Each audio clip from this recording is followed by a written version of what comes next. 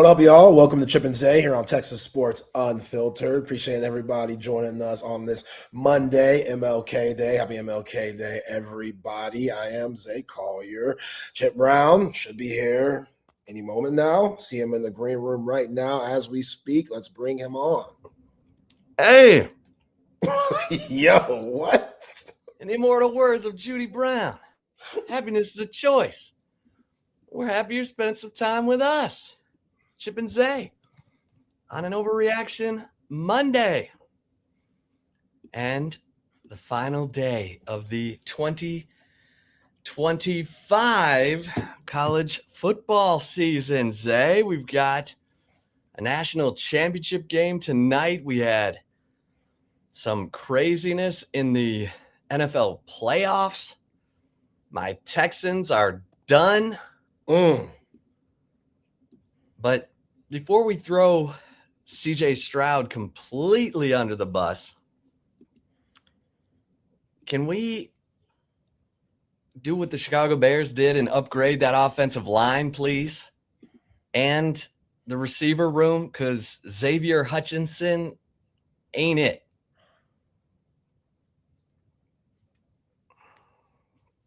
Hello? That's it. Yeah. What, Xavier Hutchinson ain't it? He ain't it. He's the only one? Well, he was the worst of the bunch yesterday.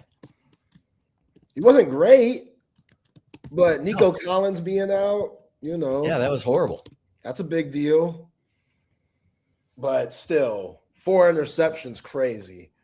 Yeah, but one of them went right off the hands of Xavier Hutchinson. Oh, yeah, you got to catch that right over the middle. I mean, my man Booty, he's making one-handed grabs, diving in the snow and the sleet. Old Diggs, Mr. Roughing Up His Chef Diggs. Roughing up his chef. He's still playing. Oh, yeah. He was roughing up the Texans, his old team, with some catches. Meanwhile, Xavier Hutchinson's like, it's cold, man. It's cold out there. That was sad because that defense, woo. But that catch Butte made, that one-hander, that was against Stingley. Yeah. That was impressive. Yeah. Drake May, he took it up a notch. He kind of did what Brock Purdy did to my Lions a couple years ago. Yeah, but he had 3 turnovers himself. Yeah. I mean, yeah, it wasn't like he was great, and he wasn't great the previous week against the Chargers. So they got it made in a way, not seeing Bo Nix and Stidham. I'm starting Ellinger, if you ask me. Oh, God. What do you mean, oh, God? Gamer. From the guy who loves Nick Foles more than anything? A Westlake guy? Do we not see the comparisons here? Westlake guy. I'm listening. Starter goes out. They need the Westlake backup to win them a Super Bowl. We've heard it before. It's been done before. So I'll just be careful. Be careful. Don't make the wrong decision, Sean Payton. Don't make the wrong decision because all they need is 2 games. I'm not talking about a full 17. Sam Ehlinger could give you 2 games. He could give you 2 games, man. So if I'm Sean Payton, Statham, whatever the hell his name is, short leash. Wasn't that a catch by Brandon Cooks? They said he didn't have possession when homeboy grabbed it. It looked like a catch to me. When his butt hit the ground, he had the ball. Then they started rolling and the ball was out. That's what I'm saying. They say he didn't have it. They say you got to keep rolling with it. They say you got to keep it tight. If you catch it, you hit the ground, and my man still has some of it. Yeah, that was a weird call. I saw some people trying to compare it to Devontae Adams. He had a similar play. That's not even close. Devontae Adams' knee was down. His whole leg was down, and he had the ball. His whole leg. That was a big part of that game, too, because it led to a Kyron Williams touchdown. But Yeah, that was a weird play. Like Josh Allen tearing up, crying. That was sad to see. Oh, man. I mean, that door was wide open for him. No Patrick Mahomes, no Joe Burrow, no Lamar Jackson. He's up there against Bo Nix, CJ Stroud, a bunch of unproven dudes, and they could not get it done. Now his head coach is fired. Had to fire him. Had to. McDermott, he gone. Meanwhile, John Harbaugh's like, can I get out? Get out, John. You got to Belichick that thing. You remember when Belichick reneged back in the day? Who was that with before he went to New England? The Jets, wasn't it? Yeah, the Jets. Belichick showed up, looked around, said, okay. Thought about it, thought it through, processed it, realized it wasn't a good fit. John could do the same thing. I wouldn't put it past him. John could do the same thing. Like, yo, you don't got to be there. You don't want to be there. Blow up the spot. Blow up the spot. They got a brand new stadium too. Ooh, that's a good gig. That's a good gig because Josh Allen wants it. He wants it. Like this team. He's got a great running game. I mean, yeah. Cook, I can't believe the Bills couldn't get it done. It's tough. But Josh was out there running around, carrying that ball like a loaf of bread, getting whacked, coughing it up. Come on, Josh. You know better than that. Yeah, that's what I'm saying. Like, bro, you're about to go into halftime. Like, you're already down 7. What are you doing? Like, I get you're trying to get a field goal up there, but, like, really, you're not that desperate. You shouldn't be that desperate to where you feel like you have to make a play in that situation. Like, you're better off just kneeling. And that's probably what the higher-ups were saying. Like, yo, Sean, kneel the ball. Let's go into the half, down by 7, which says a lot with them not playing well at the time.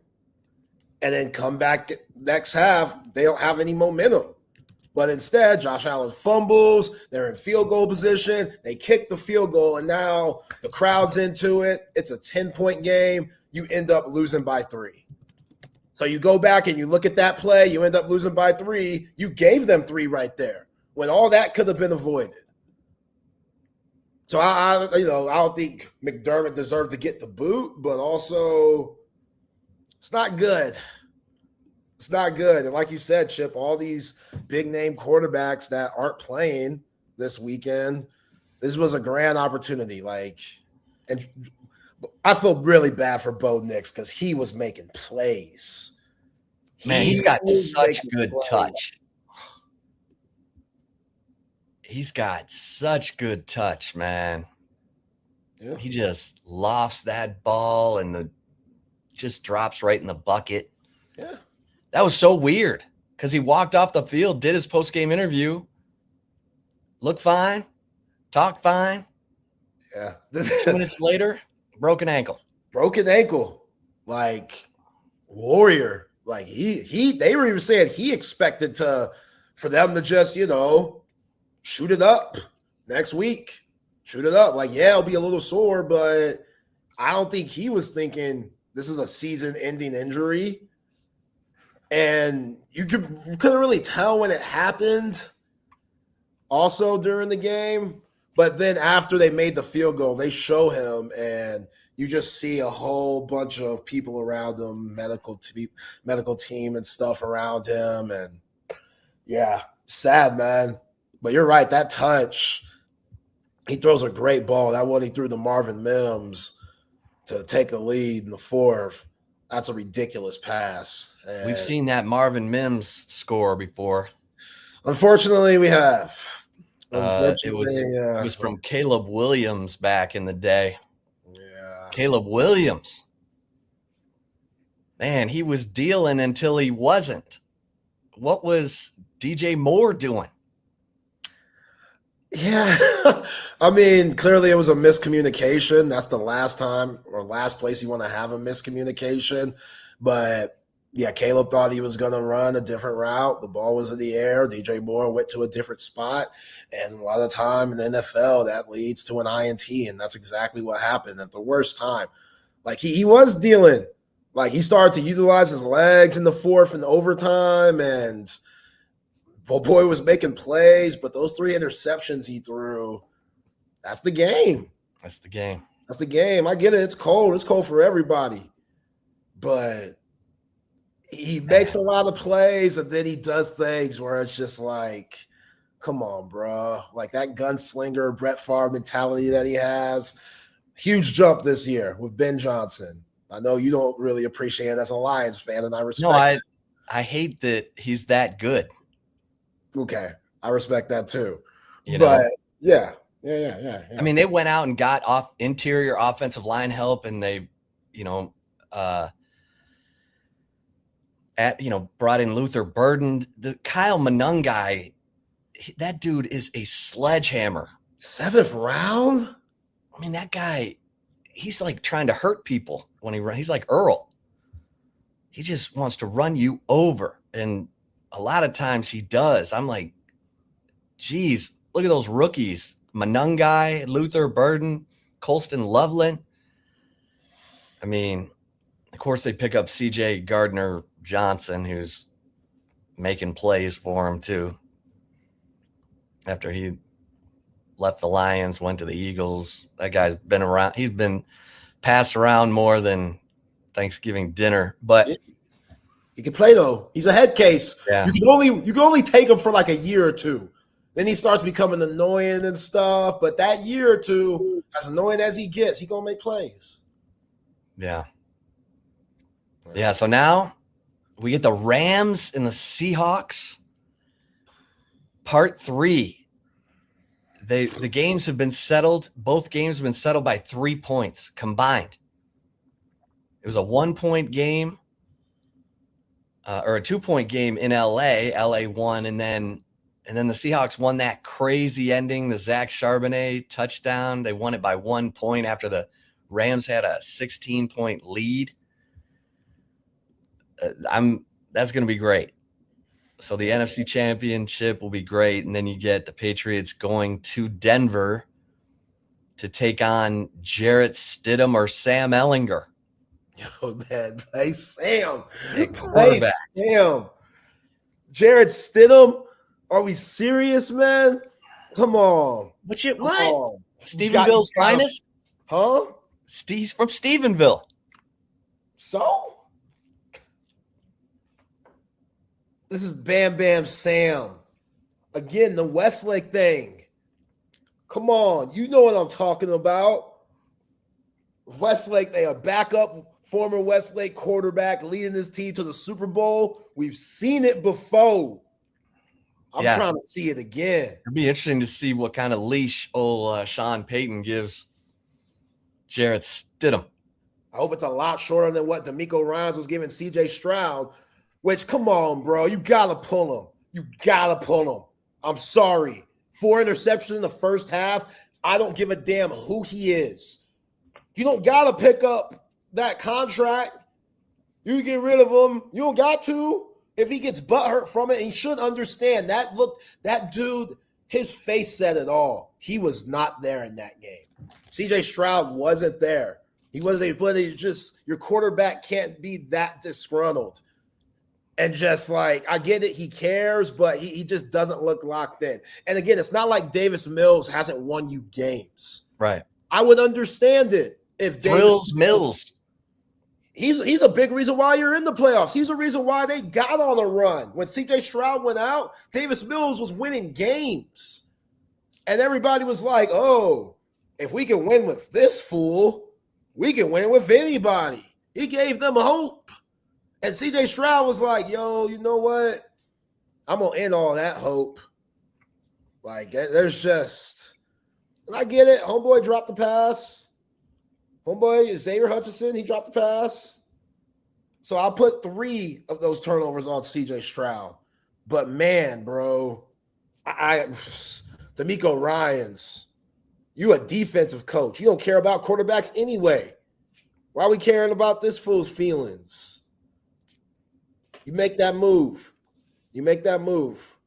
Hey, And Xavier Hutchinson, 13 targets, 4 catches. It's tough. It's a tough night. Damn. Nico Collins must be the most valuable player on that team. Yo, he is cold, boy. He is cold. Like he's a bona fide number one receiver. I still think he's underrated.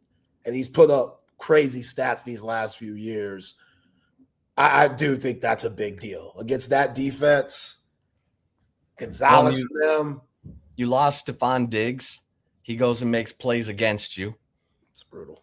You didn't replenish, or you thought Xavier Hutchinson could be a guy for you. Obviously, you threw it to him 13 times. Guys coming up with 4 catches reminded me of that Oklahoma State game up in Stillwater. Yeah. When Quinn and Worthy kept trying to connect. Yeah. And New England's probably best for Stephon Diggs. You know what I'm saying? You know him. In Houston, Stephon Diggs getting a lot of trouble. He's getting in trouble in New England. In Houston, him being there for a year, you saw what he did in that year. Allegedly, he got all types of baby mamas about to pop off. The year that he was there, Houston, Texas, for a the population like grew. Diggs, oh yeah. It ain't just Cardi. Which Cardi's loyal. She's 10 toes down. She is ride or die. I respect it. We love here on Chip and Zay. But yeah, Stephon Diggs, I don't know how it's working, but it's working. Roy Tempura says, hope Jay Witt, Jordan Whittington, gets a ring with the Rams, so he has something to add to Maddie Skinner's 3 natties. So apparently there's some love there. Oh, yeah. They still going strong, I guess. I haven't seen much on them. I don't think they post that much, but within the last year, I've seen them on like the beach together and looking happy, looking like a cute little family, them two. Well, look at the quarterbacks left in these playoffs. You got Drake May against Jarrett Stidham or Sam Ehlinger. And you got Matt Stafford against Sam Darnold. Like, the Seahawks defense was so good. Byron Murphy, that dude is just throwing people around. And that Seahawks defense is so good. But, man, the Rams should have beaten them twice this year. I think the Rams are going to win the Super Bowl. You still do? Now that my Texans are out of it. I mean, them Seahawks, boy. Because that's the thing. Like, now that Charbonnet's out, which that's a big blow, because their thunder and lightning thing with Walker and Charbonnet, that's been a huge reason why they've had success, and that takes a lot off of Sam Darnold's shoulders. So now I don't know who their third back is. I don't know if McDonald's going to put him in that Charbonnet role, but Charbonnet's good. He's a solid back. Walker went crazy yesterday. So you got to stop the run. And if they could do that and put it in Darnold's hands, then for sure they have a chance. But, God, that defense is so stingy. Like, Witherspoon flying around. Leonard Williams, second team All-Pro. They got that dude that I always mispronounce his name, the one from South Carolina, that big-ass safety. Oh, yeah. Nemenwaru? Yeah, Nemenwaru. They got him. That was a steal. That was a steal in the draft this last year. That was a steal. That was just straight robbery, that was. Nick Emenwaru. Yeah, Memori, that brother just flying around. Kobe Bryant's really good. Which his name's Kobe Bryant. He better be good. They got Tyreek Woolen, who I think is one of the better corners in the league. They got him coming off the bench. They just throw him in as a rotation guy. There was one point where people thinking Tyreek Woolen was going to be the best corner in the league. Now he's splitting reps because they're just so deep in the secondary. Like, they're not as loud as the Legion of Boom, but they're really freaking good and they deserve their respect. Like the Legion of Boom, Richard Sherman, Cam Chancellor, those are loud guys on and off the field. Like Earl Thomas, he was the quiet one, but his play was loud as hell too. And, they're always going to be compared to that, this, new age, so Seattle Seahawks. But it's everybody. It's everybody. And McDonald does a really good job. Jackson Smith-Njigba was the best wide receiver in the league this year. So he gives Sam Darnold. And Cooper Kupp is his number 2, his Robin. Yeah, that's your Robin. That's ridiculous. Yeah. Which he won't next week. Oh, yeah. He won't next week. They said, we don't need you no more, Cooper. Devontae Adams is better than you. We think you lost a step. Sean McVay and Matt Stafford. We think Puka. you lost a step. We like Puka more than like you. Puka more than you. Bet. Cooper Kupp's probably like bet. Because Seahawks, every time he catches the ball, you hear Coop. So they love him. They've embraced him. The real 12th man. Yeah, y'all that place was coming apart yesterday. Yeah, you get a kickoff return, first play of the game. That's when I was like, oh, it's over. Right then. That was insane. Rashid Shaheed, right when he took that thing to the crib, and I saw the kicker try to trip him to stop him, and they threw the flag. I was like, nah, this is over. This is about to get real ugly. Kind of like week ago, Oregon versus Indiana, where Dante Moore threw the pick 6 first play of the game. There's certain plays where it's like, oh, that's it. There's no coming back from that. Yeah, we got 59 something minutes to go, but there's just no coming back for certain plays. One team is locked in, the other one isn't, and just playing catch up in a big game like that, like that's hard to get over. You know what I'm saying? And I'm not saying it can't be done, but more times than not, big time plays like that happen to start. It's tough. Tough. Like, what Super Bowl was that where Devin Hester took it to the crib against the Colts? The fact that the Colts came back from that and won, no, it was Peyton Manning versus Rex Grossman, so say what you want there. But still, you know what I'm saying? That they had Peyton Manning on the other side. Like, they had that. So, yeah, I feel a little calmer when I got Peyton Manning than Brock Purdy. Sorry, Brock. You don't have any George Kittle. You don't have any Fred Warner. You don't have any Nick Bosa. It's tough.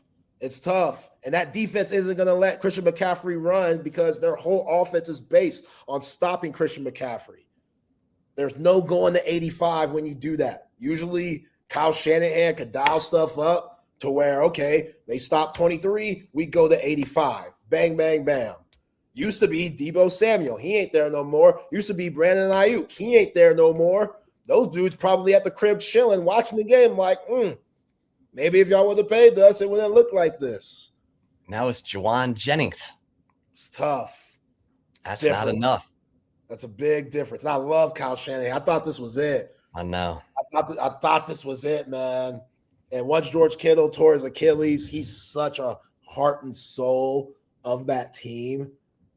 It's weird how much of an influence George Kittle has on the San Francisco 49ers. Like, he has the biggest personality in the world. They have that tight end camp that him and Greg Olsen and Travis Kelce all put on. And the NFL loves miking up George Kittle. That's probably one of the most favorite players that the NFL loves to mic up because they know for a fact they're going to get elite content because the dude is just always laughing. He's always smiling, and he takes care of business. All like complete all around tight end. Oh, I'm not getting any touches. Okay, let me go blow up this linebacker real quick. That'll keep me engaged. That makes me happy. Hey, CMC, come run behind me while I lead block and blow up these safeties and corners. That brings me joy, and I'm going to laugh about it when I do it. Like, there's certain guys that when they go out, yeah, next man up mentality is a thing, but that's just coach speak. There's just certain guys where it doesn't matter who the next man up is. There's no replacing that guy that went out, and George Kittle's that guy. I'm not saying he's 30 points worth loss, but it's also one of those, like, you go into the game and you're like, man, we don't got 85. This is a big mountain to climb right here. Well, and Jake Tongus, who had been playing, rotating in, second tight end in, has had a good season, and he goes down. Like, he has 5 touchdown catches, but he goes down in that game with a foot injury, and then they're playing with people who need a name tag. Luke Farrell. I'm like, who's this guy? Man. Yeah. That's rough. Yeah. Injuries, man. Injuries. Whoever's the healthiest. Yeah. At the end, and the Seahawks are healthy. Well, minus Zach Charbonnet. Yeah, but that's a running back. Yeah. Way easier to replace. Especially when you have Kenneth Walker. Yep. That dude doesn't get the credit because he plays out in Seattle. He is tough. He's a tough runner. He's fast. The guy's got juice, man. He loves the game. You can tell his teammates feed off him, can catch. Yeah, that's going to be a hell of an NFC Championship game. That could be the Super Bowl right there. Yo, he's 5'9", 211. Who? Kenneth Walker. Yeah. How do you tackle that? He's the muscle hamster. That's tough, boy. That's a tough tackle. By the way, that's what Texas just brought in. Yeah. Raleek Brown and Hollywood Smothers are both right there. 5'9", 5'10", 210, tough, strong. And by the way, Michael Dixon is on his 3rd NFL contract. That dude is making $7.5 million this year. Wow. Good for him. It's hard to make big money as a punter. They usually, as soon as you start making big money, they cut you and find someone else. Yeah. And Michael Dixon, that dude is the best in the game. Yeah.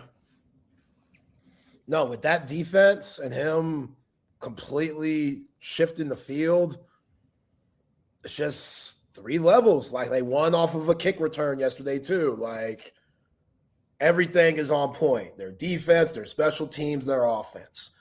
Everything is on point for them. They're just a well-oiled machine. And everybody in their way, they could care less. They're going through them. I was in CB, Chris Bennett, the world's greatest volunteer producer in the history of radio, remembers me telling this story, but Sean Adams and I were sitting there at practice, and Michael Dixon punted a ball. He shanked it so bad, it went over Red River into the LBJ parking lot. And I was like, oh God, this is not going to work. And we were laughing about how, Australian rules football is totally different than, Australian rules football, you're running around and punting it all the time. You don't have 11 guys coming at you. We were like, oh Lord. And then in that Oklahoma State game, he dropped that snap. It was a tight game. They ended up losing in part because he dropped the snap, and Oklahoma State had great field position. And then Tom Herman, I think he brought the beast out of Michael Dixon by never calling him by his name. Michael Dixon was the bowl game MVP of the Texas Bowl.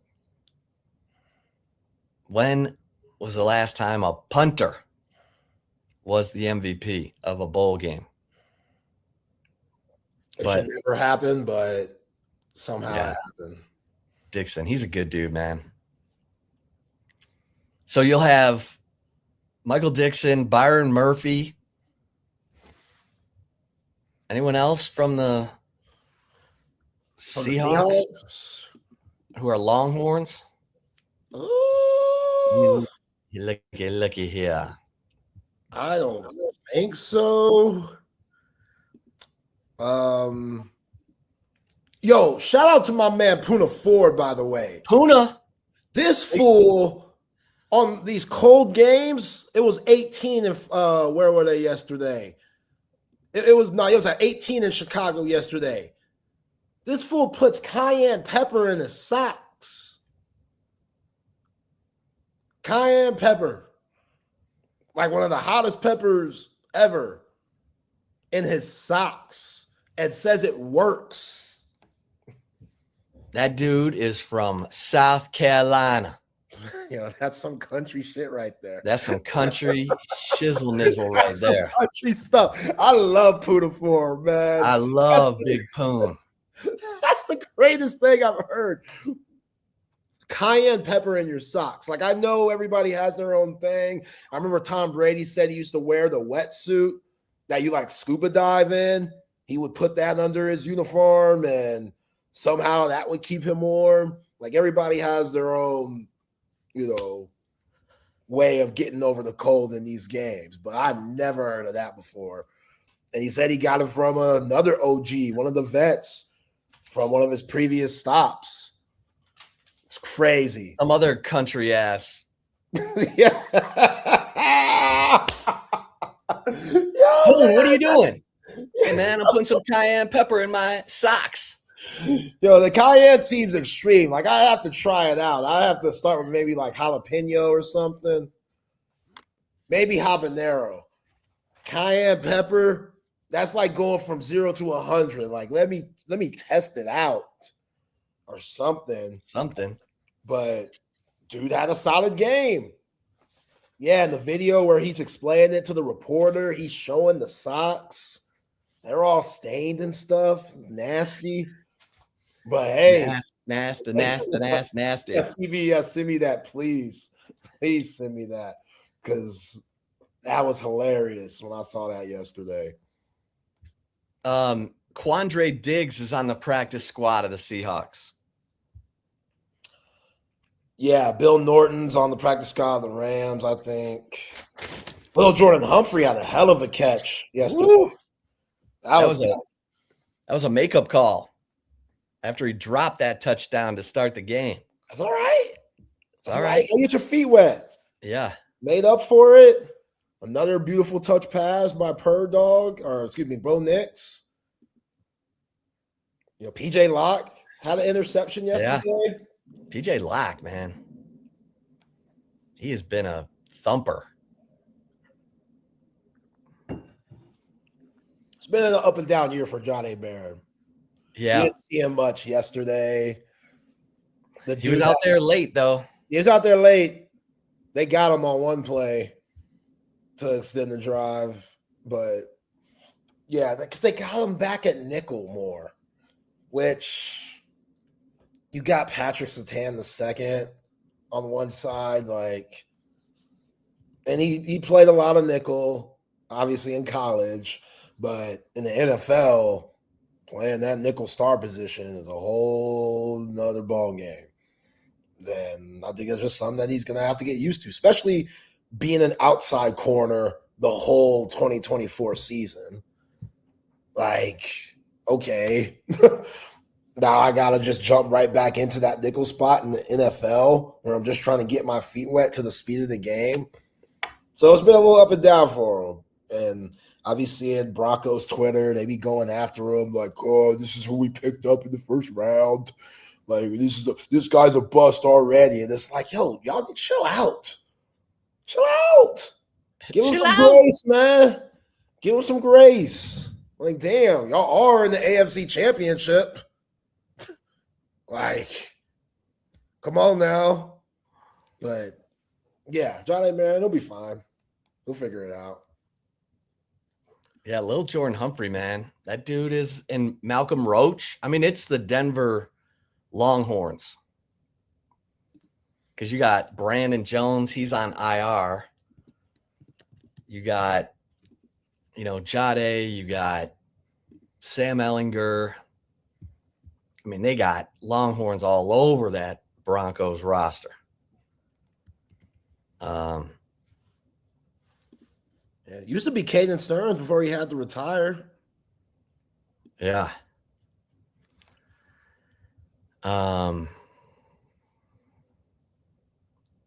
Yeah. PJ Locke, Brandon Jones, Jade Barron, Malcolm Roach. That's just on defense. And then on offense, you got Ehlinger, you got Lil Jordan Humphrey, and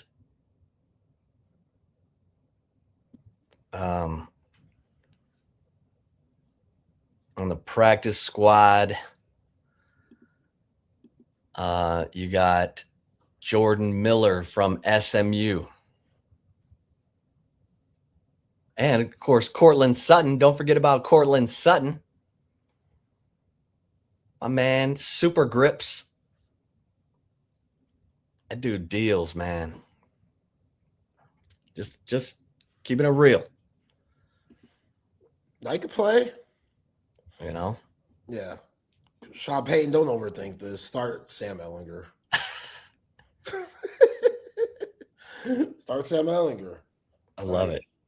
I'm sure you see a little Breeze in him, a little Drew Brees, just a little bit. You know, you take a shot of Jack, something like that. Squint with one eye, tilt your head to the side, do a couple. Yeah, I'm like, what are you talking? What do you mean? Take another shot of Jack. Sam starts looking a little like Drew. A little again. Westlake connection. Westlake connection. Come on, man. Come on. Come on. Come on. Right there. It's right there. The Nick Foles one. Okay. All right, Zay, you reaching. The Drew Brees one, I ain't reaching no more. It's the connection Sean Payton has. Buy into that. Don't overthink it. Put the gamer in there. Me too, Travis. Give him a chance.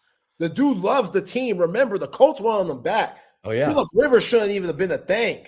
The Colts were like, Sam, can you come on the team? He said, nah, because I know my name might be called. And I'm going to be ready for Denver. I don't know why. I hope he's not praying for Bo Nix to break his ankle, but you know Sam. He's preparing like a starter every day. We know that for a fact. I'm not playing it. He's preparing like a starter every day. He's ready for this. Don't overthink this, Sean Payton. You don't want to be that guy. You don't want to be that guy in hospice on your deathbed, 90-some years old, and you think, man, we didn't win that Super Bowl because I didn't start Sam Ehlinger, who's a gamer. Because why? Why? Like, what's your excuse? You know what I'm saying? He can run. There ain't no film. There's barely any film on Sam. He's like a table. That has me shook a little bit. That has me shook a little bit. Sam would be a lot better than what CJ Stroud gave. I'll tell you that. So let's see here. Yeah. Sam. That's Chip, y'all. I don't be typing that hard. That is Chip. Has he not thrown a pass? No, he has not thrown a pass this year. Is he fresh? He didn't throw a pass last year. He's fresh. He's fresh. That dude hasn't thrown a pass in 2 years. Yo, he's fresh. That's all that tells me. He's fresh, man. He's fresh. Fresh or rust beyond belief. Oh, what about Stidham? He hasn't thrown more. What has he been doing? He's been chilling too. Let's see what old Stidham's doing. And apparently Sean Payton's bigging up Stidham. Like, we know Stidham can be a starter in this league, but he's our number 2. You're reaching there, Sean. I get it. You have to hype him up. That's good coaching. But the better coaching would be to play Sam Ehlinger. But if you are going to go with Stidham, you got to hype him up as much as you can. So the whole team could go in with the mind. You playing at home. The altitude, who knows how that's going to be. Man. Nah, he know that playbook, Chan. He know that playbook. It's Sam. He knows that playbook. You know what I'm saying? They're saying J.K. Dobbins could be on the field for the Broncos this weekend. Okay. J.K. Dobbins, they thought that was a season-ending injury, and now he's apparently practicing. Okay. All right. J.K. was having a good season before he went down 10 games into the season. I like Harvey, though. Yeah, Harvey's tough. He's only averaging 3.7 a carry. JK's averaging 5 a carry. But Harvey gets you them tough yards. But when you get Harvey in the check down passing game, he's better, or he's been better. When there's nothing up the field, Bo Nix just texts it down to Harvey. Harvey usually does a good job there. Yeah. Harvey's got 5 receiving touchdowns. Yeah. RJ Harvey's been a good fantasy player this year. All right, Jarrett Stidham. Man, he ain't thrown no passes either. Yeah, see? Come on, man. Come on. Just because he's taller and looks more like a quarterback, the ideal quarterback, that don't mean nothing. Yeah, he didn't throw a pass in 24 or 25. Yeah. He's got a career 59% completion rate, 8 touchdowns, 8 interceptions. It's awful. It's terrible. Meanwhile, Bam Bam Sam, he's got career 3 touchdowns, 3 interceptions. So both have thrown the same number of touchdowns as interceptions. But Sam has a career 63.4% completion rate. Give him the ball, baby. Give him the ball. Give him the ball. Why are we overthinking this? And he's a way better rusher. Way better. Come on, dude. One went to Baylor, one went to Texas. What we doing? What we doing? Sorry, John McClain. I love you, but the facts are the facts. Come on. Did they ever play each other? They never played each other. He was already in Auburn. Yeah. Okay. All right. Yeah, you're lucky. You're lucky. Lucky. You're lucky. Lucky you wasn't on the wrong end of that Sam Ehlinger train. Yeah. Okay. No, that was when Baylor was pretty good. So maybe not lucky. But still, Stevensville, Texas. Where is Stevensville? Stephenville. Yeah, where is Stephenville? It's like near Abilene. Oh, yeah. No need to go there. Yeah. That's one of them Texas towns my pops tells me to watch out for when I drive. That's one of them towns. I'm good. Probably has great chicken fried steak. Probably has that one terrific diner that's been there for 50-some years everybody goes to that has a mean chicken fried steak. I'm sure it does, but nope, you won't see your boy Zay there. Come on, man. I want the guy from Westlake. Yeah, I want the guy from Westlake, man. All right.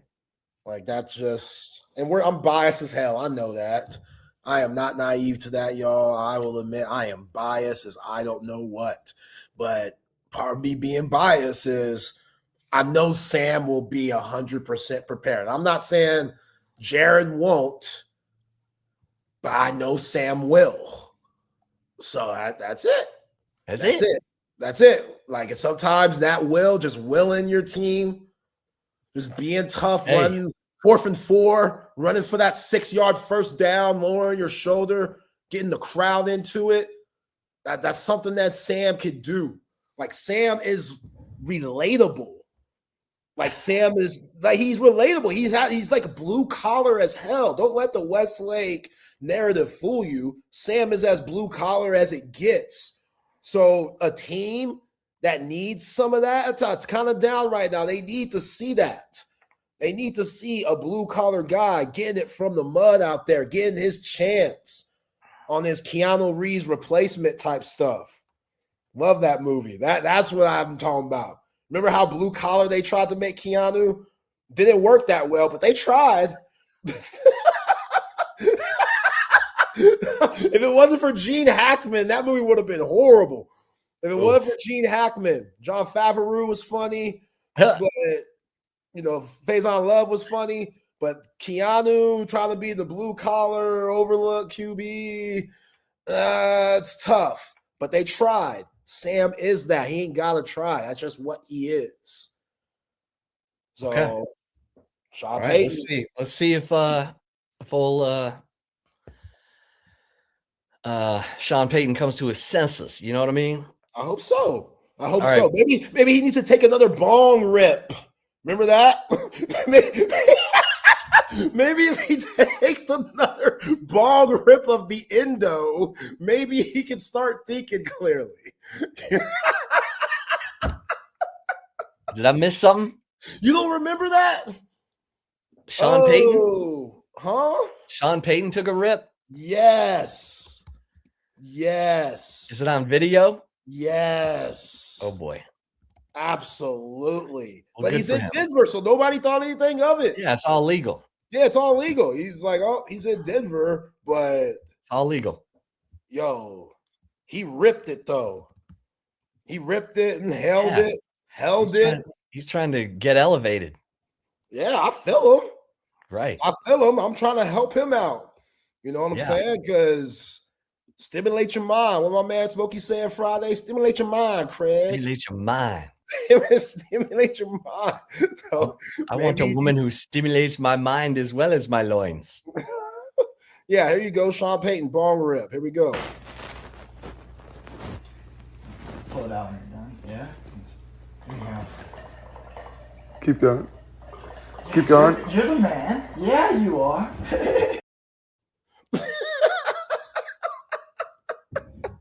He's a pro. He's a pro, man. He's a pro. Yeah, it was like 2 years ago. But I feel him. Like, go home, spark up a little bit, relax, and think it through. Think it through.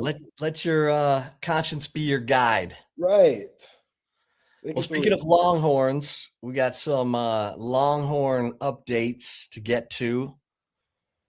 Trevor Gooseby had shoulder surgery after the Citrus Bowl, and he is his status for spring ball is uncertain.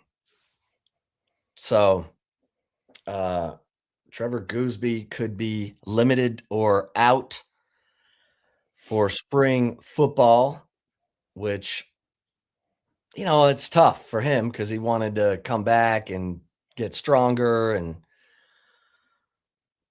get more developed going into what is likely his last season. He'll be a red shirt junior in 2026, but he wants to be like his man Kelvin Banks, improve his stock, become a top 10, top 5 pick. So that'll set him back in the short term, but he should be good to go for fall camp and that kind of thing. And he can still beef up his legs, his lower body, push those plates. Yeah. But how long has this been? Has this been something that was just lingering all season? It happened in the Citrus Bowl. Oh, yikes. And then he played through it. That dude had the flu and a busted shoulder and kept playing. It's crazy. We love us some Trevor Gooseby. Yeah. That dude is he is just what you want. No, he was the lone bright spot of this offensive line, really. Yeah. Brandon Baker showed flashes, but as far as consistency, which is what this offensive line lacked, he was the one consistent player that you could count on each and every Saturday. So for anyone to have surgery, I would want it to be him because I know he could just come back. And even though it might take him a while to get back in the rhythm of things, I feel confident that he'll get back in the rhythm of things a lot quicker than others if they were to have surgery, just because he's up here, he just has it there, has it all there. So, you worry about just the chemistry that you're building with a brand new offensive line. Right. But let me ask you, since you were out last 2 days, your thoughts on Siani, guys coming in, just improving the offensive line and the pieces that you think could be moved with Siani coming from Wake Forest as a tackle. Yeah. So Melvin Siani started every game at left tackle this past season for Wake Forest. He's got 17 starts at left tackle, 8 starts at right tackle. But he's a tackle. And so if you're drawing up the way too early starting lineup for Texas State, you'd probably have him at right tackle, Brandon Baker at right guard. As of right now, Connor Robertson at center. You're looking for a left guard. Could be Jaden Chapman. Could be Andre Kojo. Kojo can play either position. And then you'll have Trevor Gooseby at left tackle. Now for spring ball, it will be interesting. Do you move Siani over to left tackle where he played at Wake Forest? Or do you put Siani at right tackle so he gets used to it because that's where he's going to play for the season? Probably do that. Have Brandon Baker in there at guard, and then you could have one of the Colemans or John Turntine or Kojo's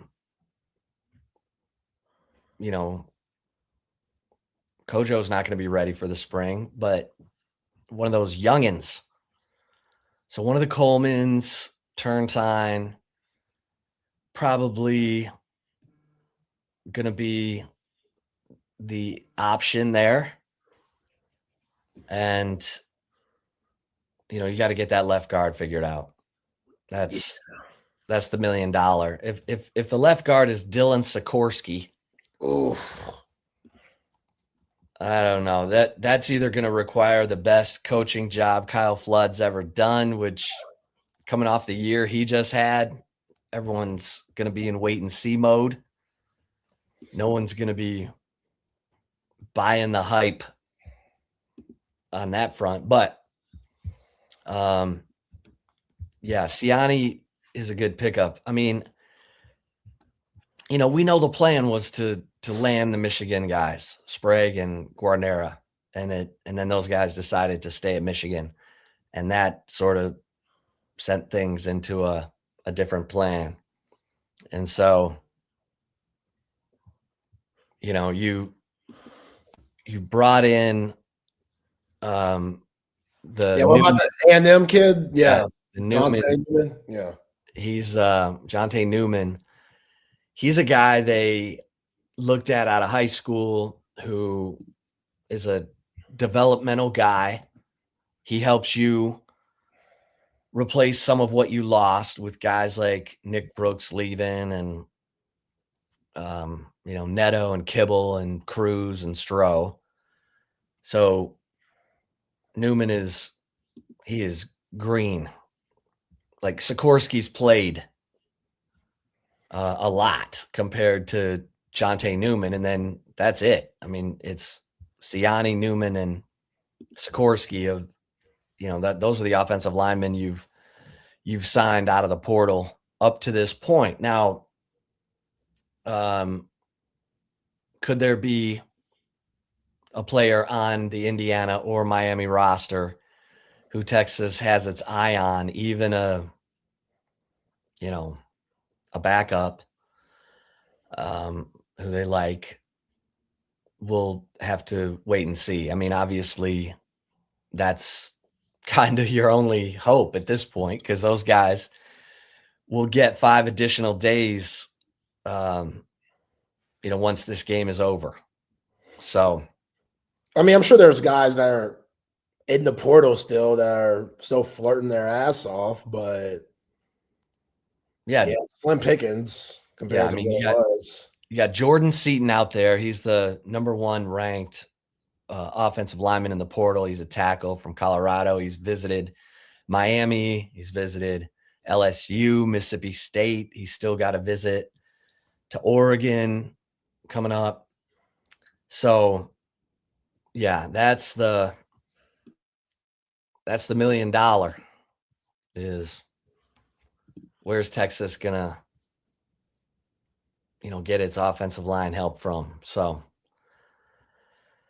it's been interesting. Obviously, I think, everyone knows Nick Brooks committed to Alabama. Yeah, that's good for him, but yeah.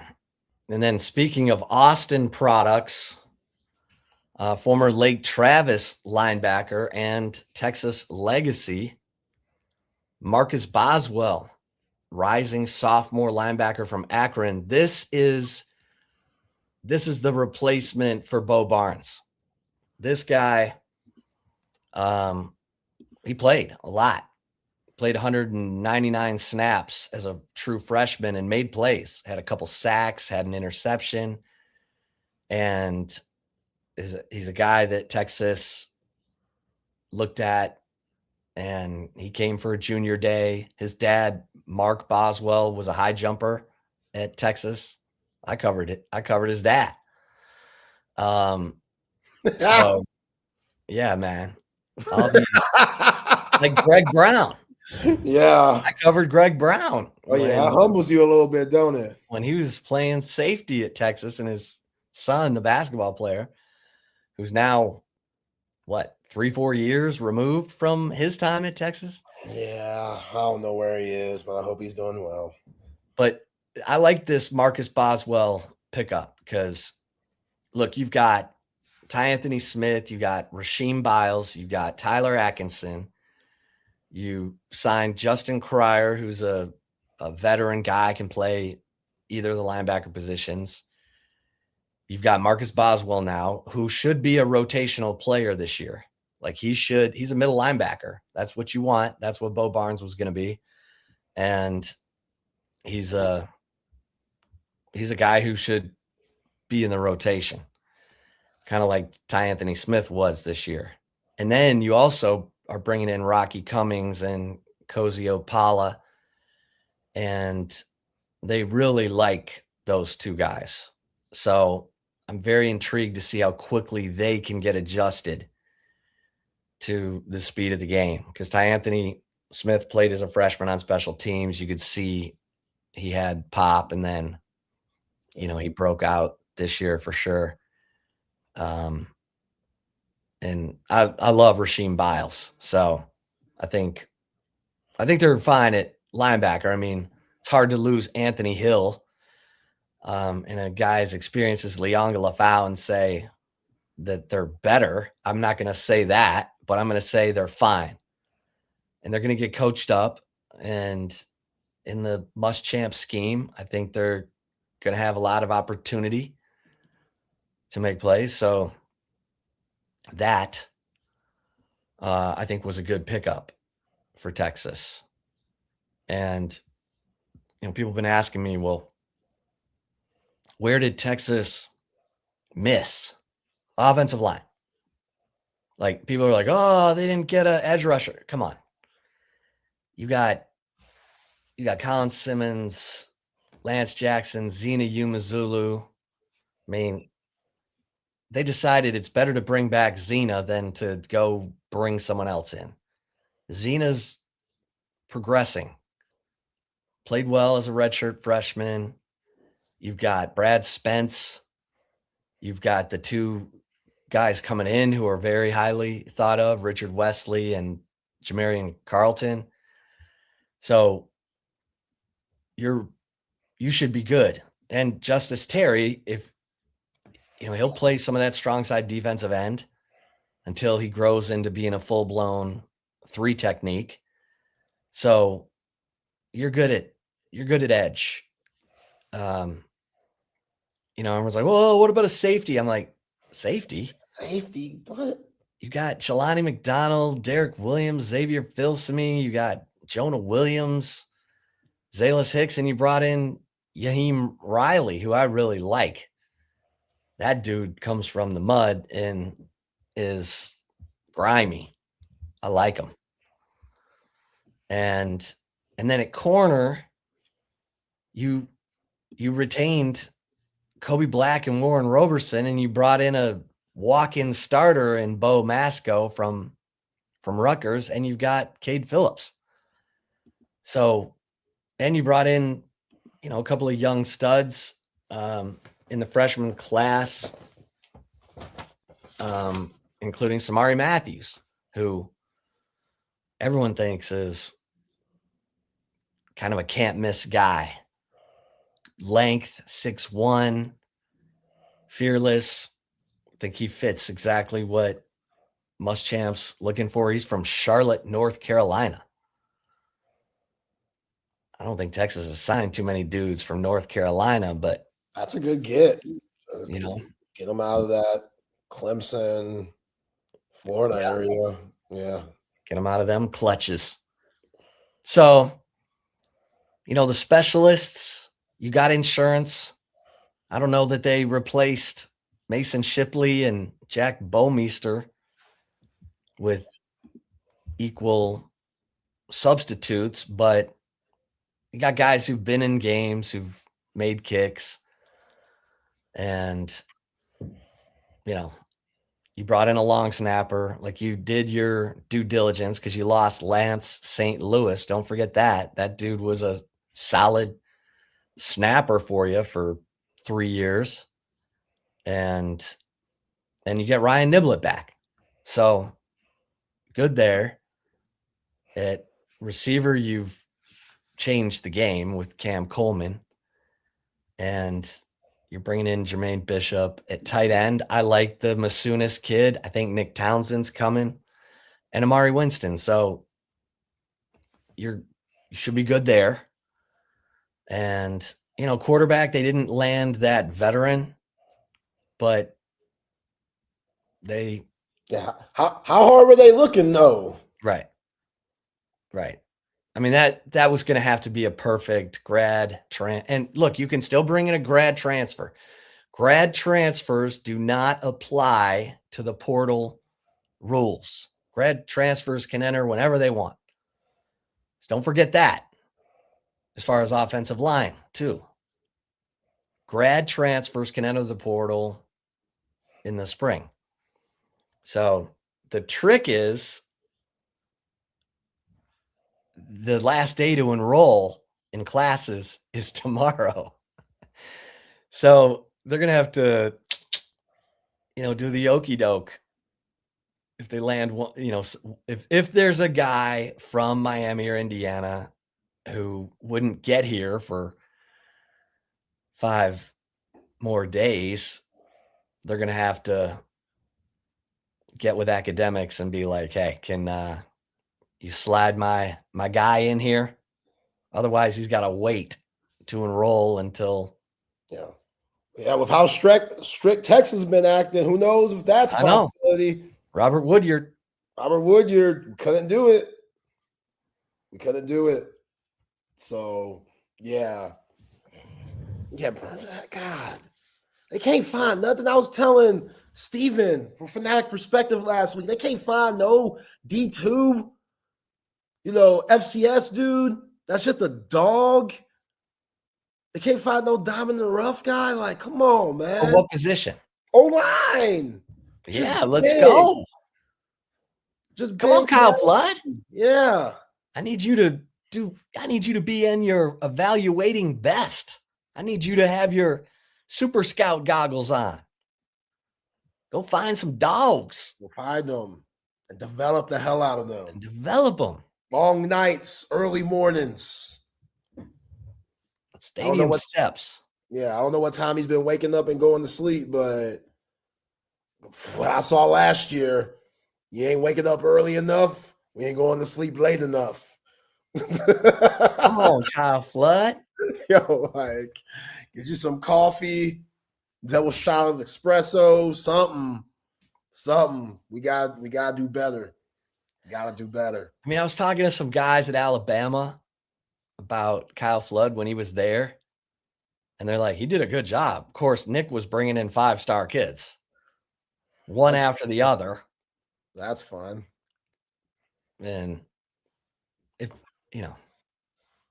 yeah, Bama was pumping out one first-day pick after another on the offensive line. But, hey, because everyone's like, oh, okay, is this roster good enough? Is this roster good enough for Texas to go compete for the title next year? Yeah. As long as they get the offensive line right. I mean, that is priority number one.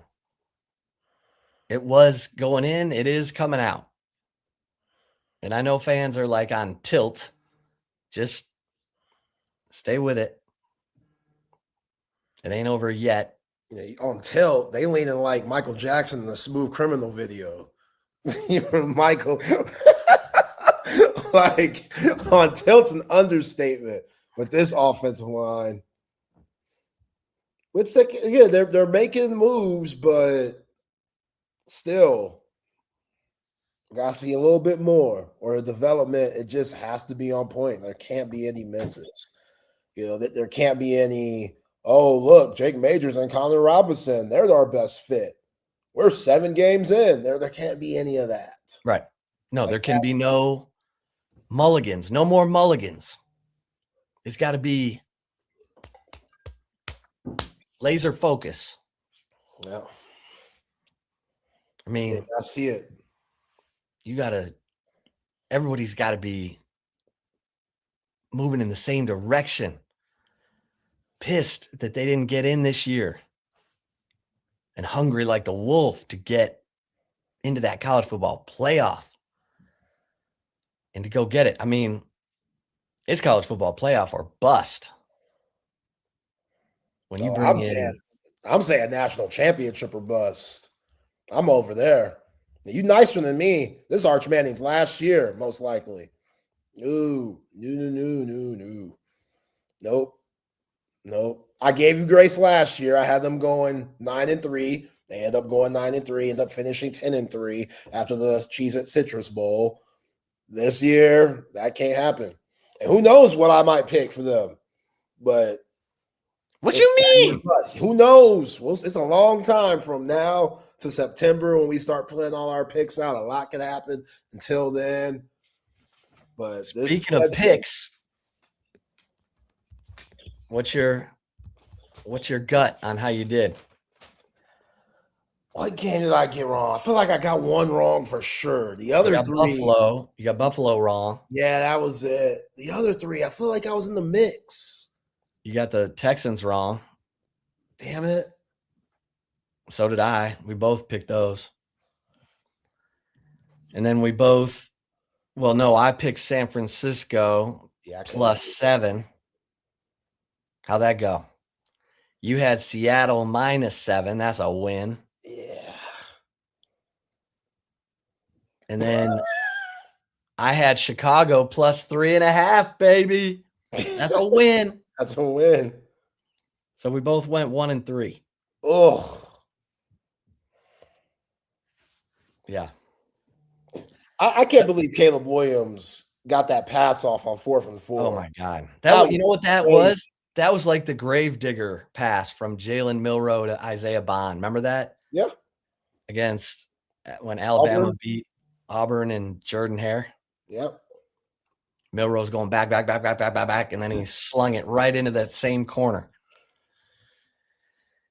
But man, Cole Kmet was wide open.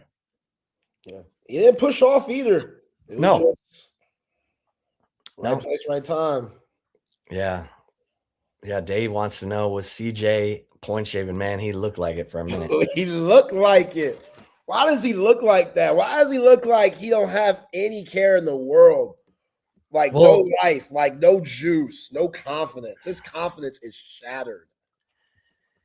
Yeah, when he gets that blank look or that look of, yeah, you might want to give him a series to kind of take it all in. Go put Thrills Mills in. I thought we'd do that in the NFL. Like it's like a code where like you don't get benched if you're the quote unquote franchise guy. It's like a weird code where I don't know if Vince Lombardi or John Madden or one of these OGs was like, this is how it's gonna be, and every other coach was like, you're right. Well, with the Texans defense and the way they scored a week ago against the Steelers, the defense scored twice. You're thinking, all right, we can hang in there with CJ. Surely he won't turn it over again after 4 interceptions in the first half. And the defense couldn't. I got to give it to Drake May, man. Pinpoint precision. The touchdown pass to Butte against Stingley, one-handed in the sleet. Dang. Yeah, because it wasn't like it was bad D. No. Like it's Stingley. He gonna be right there. You better make a spectacular catch like that. Yeah, it was a layout one-hander. Yeah, you have to make a catch like that. In the sleet.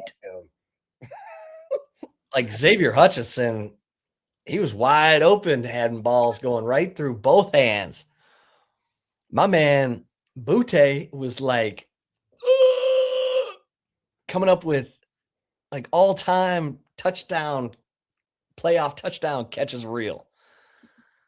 Like up there with Santonio Holmes in the Super Bowl for the Steelers against the Cardinals. Man.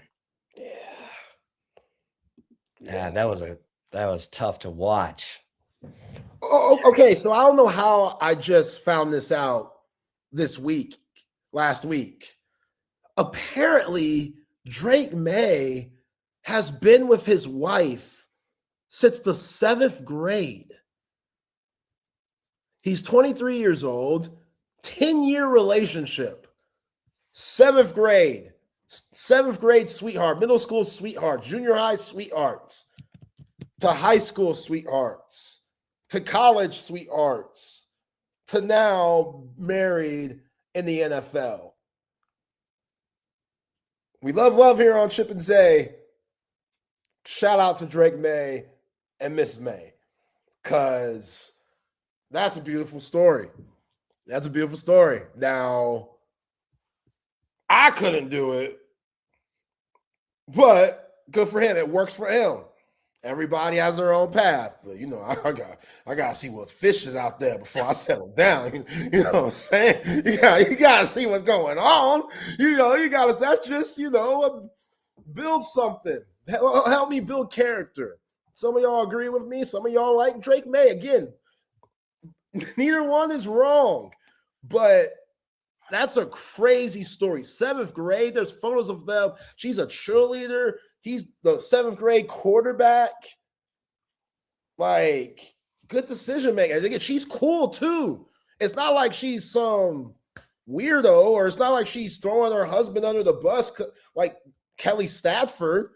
She's does her own thing. She was like on Portnoy's pizza eating show where he tries all the pizza and stuff. She was a guest, and she be making jokes and stuff, and she bakes for the team and stuff. Like, she's an athlete too. She was the captain of the field hockey team at their high school, William A. Huff High School in Cornelius, North Carolina. Yeah, so she understands the grind of an athlete. Her dad played football at Wofford College. Her brother played football with Drake May at North Carolina. So she's from a football-loving family. That's right. She understands the way of life. She went to Chapel Hill, majored in business administration with a double minor in entrepreneurship and conflict management. Okay. Yo, I love that story. I can't believe this is the first time I heard of it because you know me, but man, stick it out. Michael May. Yep. Well, and Michael doing her thing. She was on the field yesterday. She had her coat on, chilling, supporting her man, been supporting him. So, and that's all he knows. That's all he knows. Every success that he's had as a quarterback, she's been right there. Right there. She probably could go back to ninth grade and talk about, you remember when this happened in ninth grade and we talked about it? And you said, it'll never be like this again. She was right there with him. She's been with him through it all.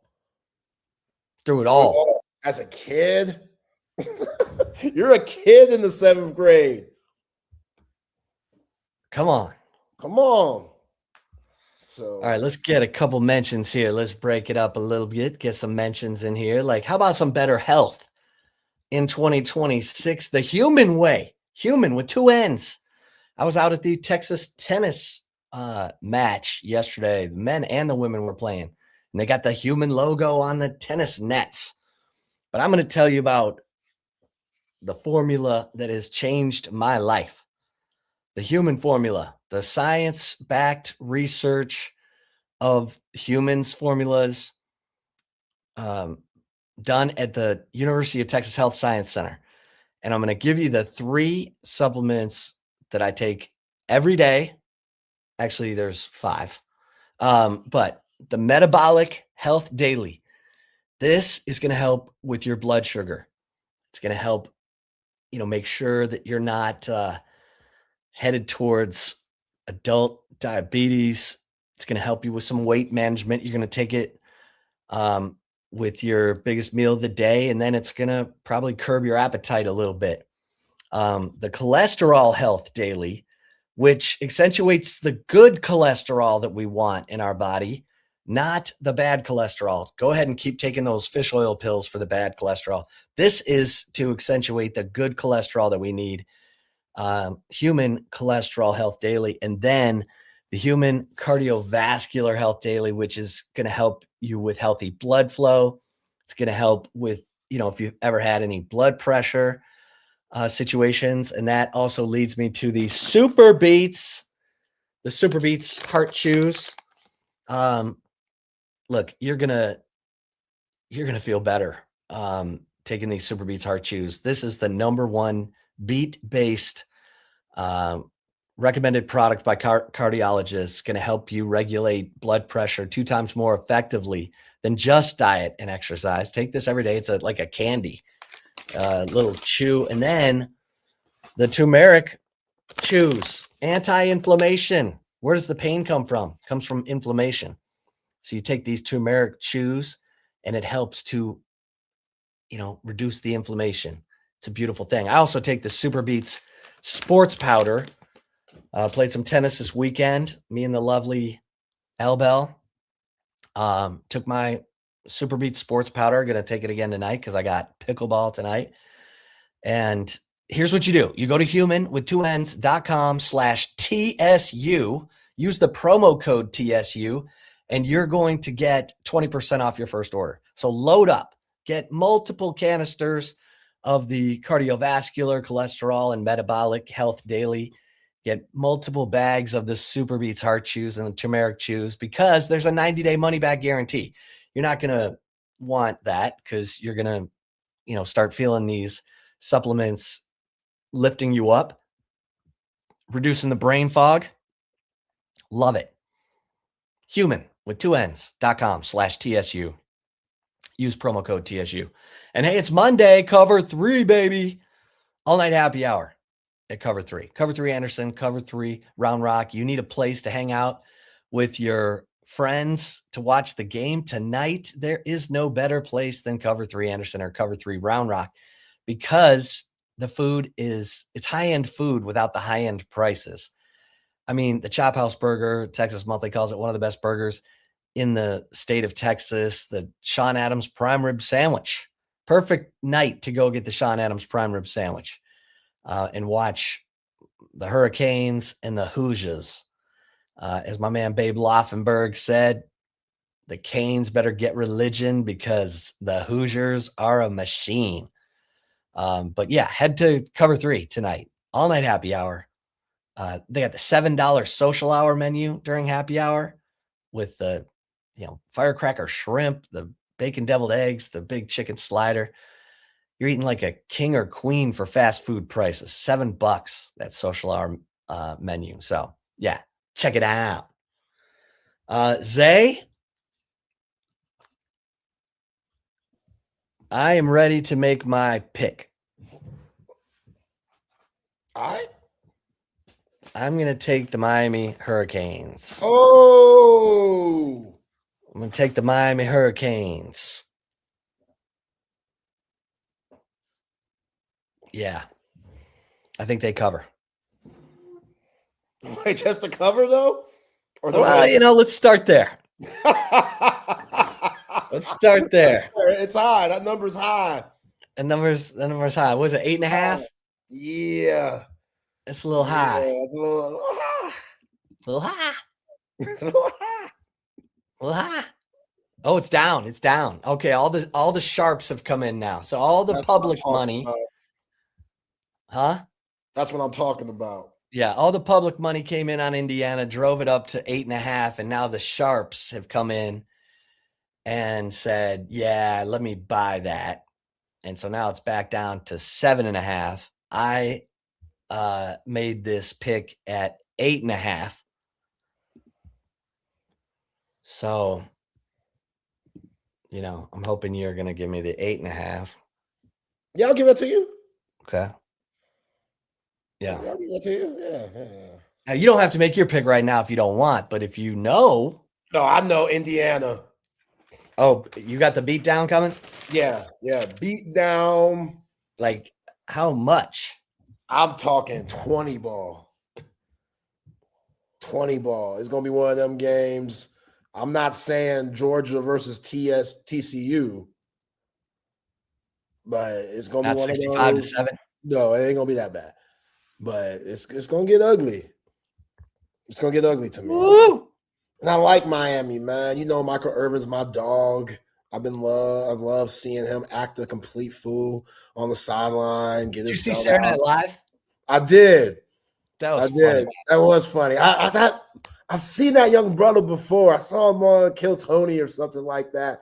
Because Kill Tony always does the comics. He lets them come up there and get their name out there. And that's the first place I saw him. And that dude's doing well for himself. I just don't know his name, but he's good. He's up and coming. Yeah, on Weekend Update, they had Michael Irvin, comedian playing Michael Irvin, come in, and what's his name? He was just hilarious. He's like, my mama was a smoke show and my daddy was a brick of cocaine.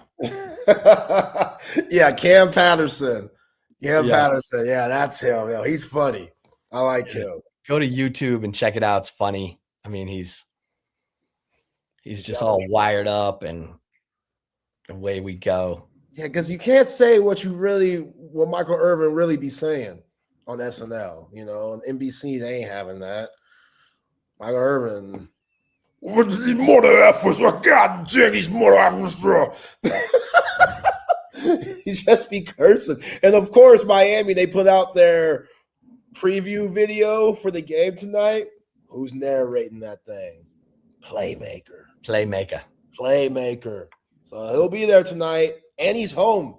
The fact that it's in Miami, he's going to be at his crib. I'm sure they've had crazy parties all week long with the alums and just different events and stuff. So I think that's going to play in Indiana's favor. So this is my cousin and all of his boys in Miami. My cousin's right in the middle with the white hat. Oops. Okay. So they're all there. I mean, the ticket prices are insane. $3,000. Excuse me now? $3,000 to get in. Okay. Now he makes a lot of money. He's a financial guru. And this is the first time they've been in the Natty since what, 2002? Oh, he's going? Yeah. Oh, yeah. He dedicated. All those dudes. I mean, but they know people. They know people at the university. That's their home field. I don't know if there's some hookup or what. I'm sure there isn't because it's all corporate for this game. Like all the Dolphins suite owners or whatever. I don't know. I mean, I guess you get first right of refusal if you want it. And if you don't, the corporate will pay you for it and then charge other people out the yin yang. But yeah, he's there. Yeah. God bless your cousin because he might see a beat down. Paying $3,000 for a beat down, that's tough. He went to Dallas. He saw the win over Ohio State. And then he went to wherever the hell. Arizona? Yeah. Fiesta Bowl? Yeah, it was either Fiesta or Peach. I can't remember who. Nah, Peach was Indiana. Okay. Yeah. So, yeah. Yeah.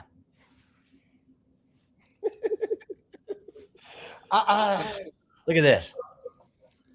Dave says Brady Quinn was saying on his show, a buddy of his sold his suite to some Indiana fans for $1 million tonight. $1 million. Are you kidding me? For one night? That must have been Mark Cuban. I mean, who could pay $1 million for a suite for one game? You pay $1 million for a suite for 20 years. Yeah.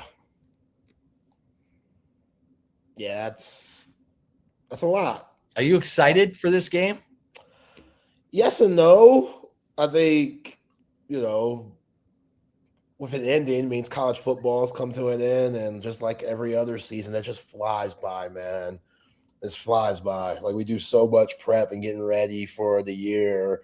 Like, it's going to be a long 8 months. It's the best. It's fun. But then, like, it just goes by. You miss it. Time of the year. Yeah, I'm going to miss it. And then also, I mean, Indiana, I expect them to beat the hell out of Miami. But also, it makes me think, man, this year, besides Indiana, was pretty wide open. And Texas, God, yeah.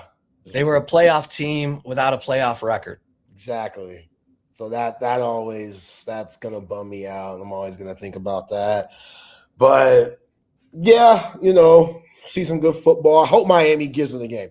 Like, I don't want it to be a blowout by any means. I want to see a game. Give me 3-4 overtimes. That'd be lovely. But I just think being at home, being in Miami, I think that could backfire too, because it's not like a normal Saturday. It's not like a normal Saturday game where you're at home. You have to do all of the responsibilities and requirements that come with media and just everything that comes with being in a national championship game, and you're home. Now, I know Mario Cristobal is going to take them to whatever hotel that they've probably been at all week to try to keep them as locked in as possible and to just keep that road warrior mentality that they've had since playing against A&M and playing against Ohio State and Ole Miss. But they're still at home. And that's a lot. Like, Malachi Tony, he's from South Florida. Like, born and raised. You can hear it in the way he speaks. Like, that's a South Florida brother right there.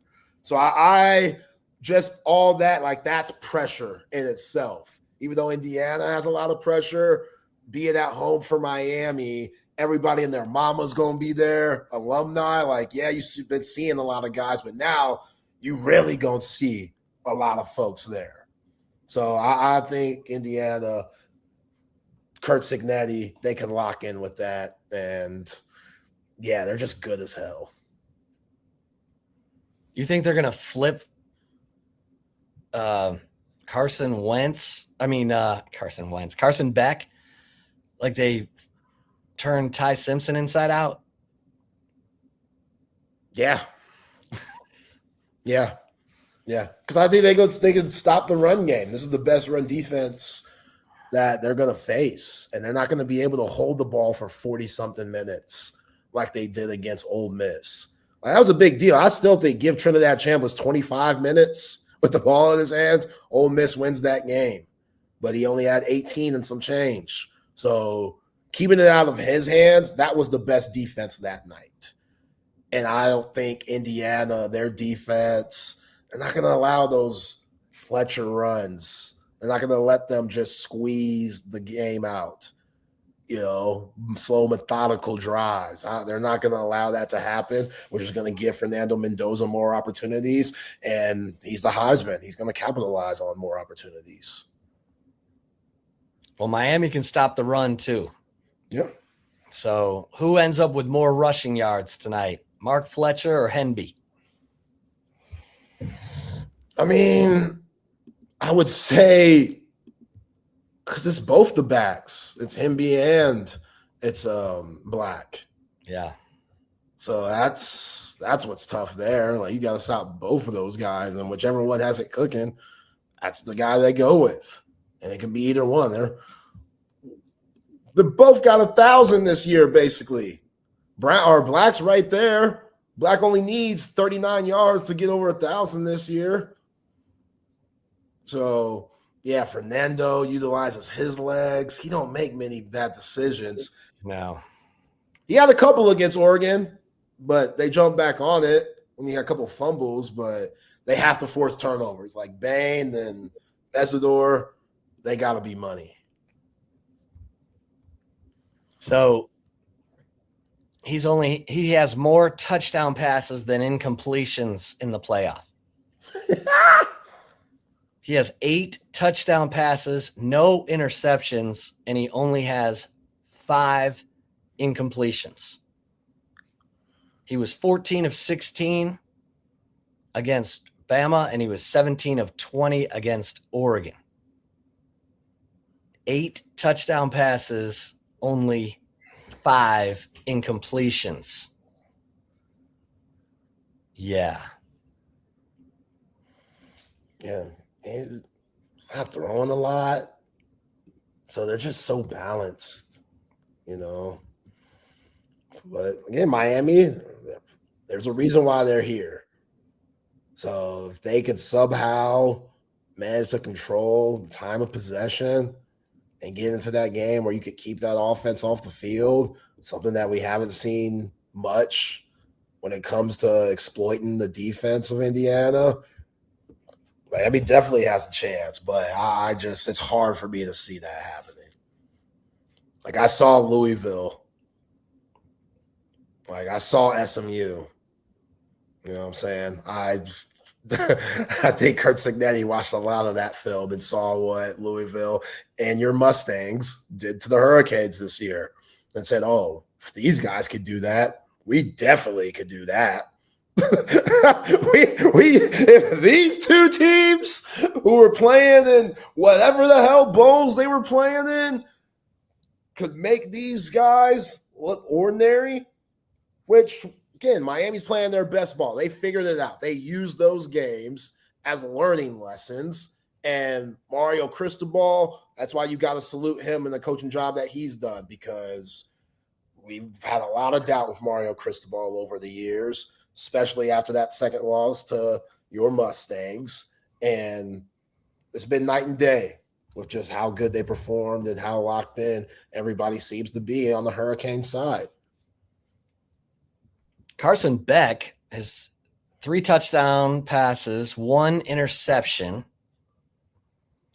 In the playoffs, he is completing 68% of his passes, not the 85% that Fernando Mendoza is completing in the playoffs. Ridiculous. Yeah. I mean, I think Indiana wins. I don't think they put the beat down on Miami. Yeah. I think it's a 3 to 7 point win. I hope you're right. I mean, I don't care who wins. I just want it to be close. Give me a close game to where I am on the edge of my seat once that fourth quarter comes around. I will take that because I don't got no dog in the fight. I just want to see good football. Well, as far Dave brings up the discipline, and if we're looking at penalties,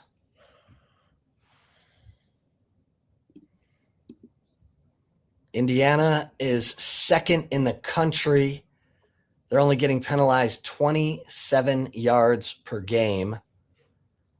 And the Miami Hurricanes are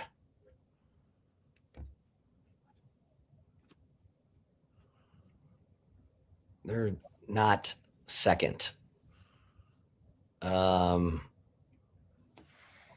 Yeah, how many penalties they have in their last game? I feel like they had a ton. They had over 100 yards in penalties. Yeah. Well, no, sorry, they had double-digit penalties. Miami's averaging 57 yards per game in penalties. So Indiana is averaging 30 yards less per game in penalties. Indiana is the disciplined team. Miami can get a little wild, a little late hits. Yeah. But can't do that. you cannot drop interceptions tonight. Miami dropped at least 4, I'd even say 5 interceptions in their last game against Oregon. Or no, not Oregon. Ole Miss. Ole Miss. They dropped 4 interceptions. And one of them was like they were handing it to each other. It was, Yeah. They're like passing it back. Who wants to drop it? You want to drop it? I'll drop it. There it is. yeah. Yeah, they gotta crank it up. Yeah, for Mendoza ain't gonna give you many opportunities. So does Ray Lewis give the pregame talk tonight? One of the greatest pregame, postgame talkers of all time, Ray Lewis. Or does it have to come from like Reuben Bain or Mark Fletcher? Yeah, I think it has to be one of the players. The Ray Lewis speech probably came earlier this week. You know what I'm saying? Like right after like lunch or something. Hey guys, Ray wants to speak to y'all. Ray gives his speech. That's, Ray gives his sermon. Yeah, that's right. He found the Lord. Yeah. Why we gotta bring that up, man? Oops. What'd he do? He didn't do nothing. Yeah, there's blood on the suit. Blood gets on the suits all the time. If the suit don't fit, you must have quit. Is that what they said? No. Was his lawyer Cochran too? Yeah. Yeah, it was just, Yeah. just a fun night out at the Super Bowl. A little blood, nothing crazy. Yeah, we agree. Everybody go YouTube the Michael Irvin Saturday Night Live skit from this past weekend. It's good. All right. Let's get a couple more matches. We'll get to the chip shot. I know we got some basketball to talk about. We got some football to talk about. But hey, for my guys who are snoring, you need to take care of yourself. Because if you're snoring, it's more than just annoying to the person sleeping next to you. It could be the sign of a serious health issue called sleep apnea, which is a lack of oxygen while you're sleeping. You don't even know that you're gasping and waking up over and over again, but you wake up and you're tired and you're cranky and you're like, what is going on? Well, I'll tell you what's going on.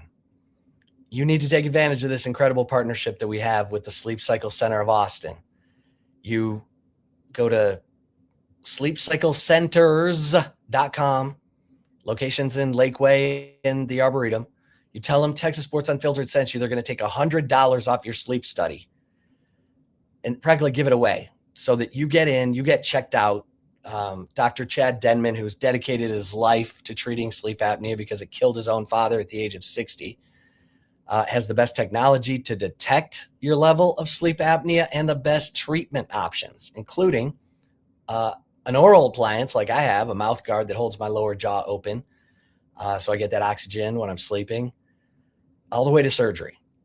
He's the best. We're lucky to have him in Austin, and we're lucky to have this partnership. So take advantage, guys. Get checked out. Don't leave it up to chance. You want to be around to have that full life. Don't get tripped up by something you can totally avoid. Go to sleepcyclecenters.com. Tell them Texas Sports Unfiltered sent you.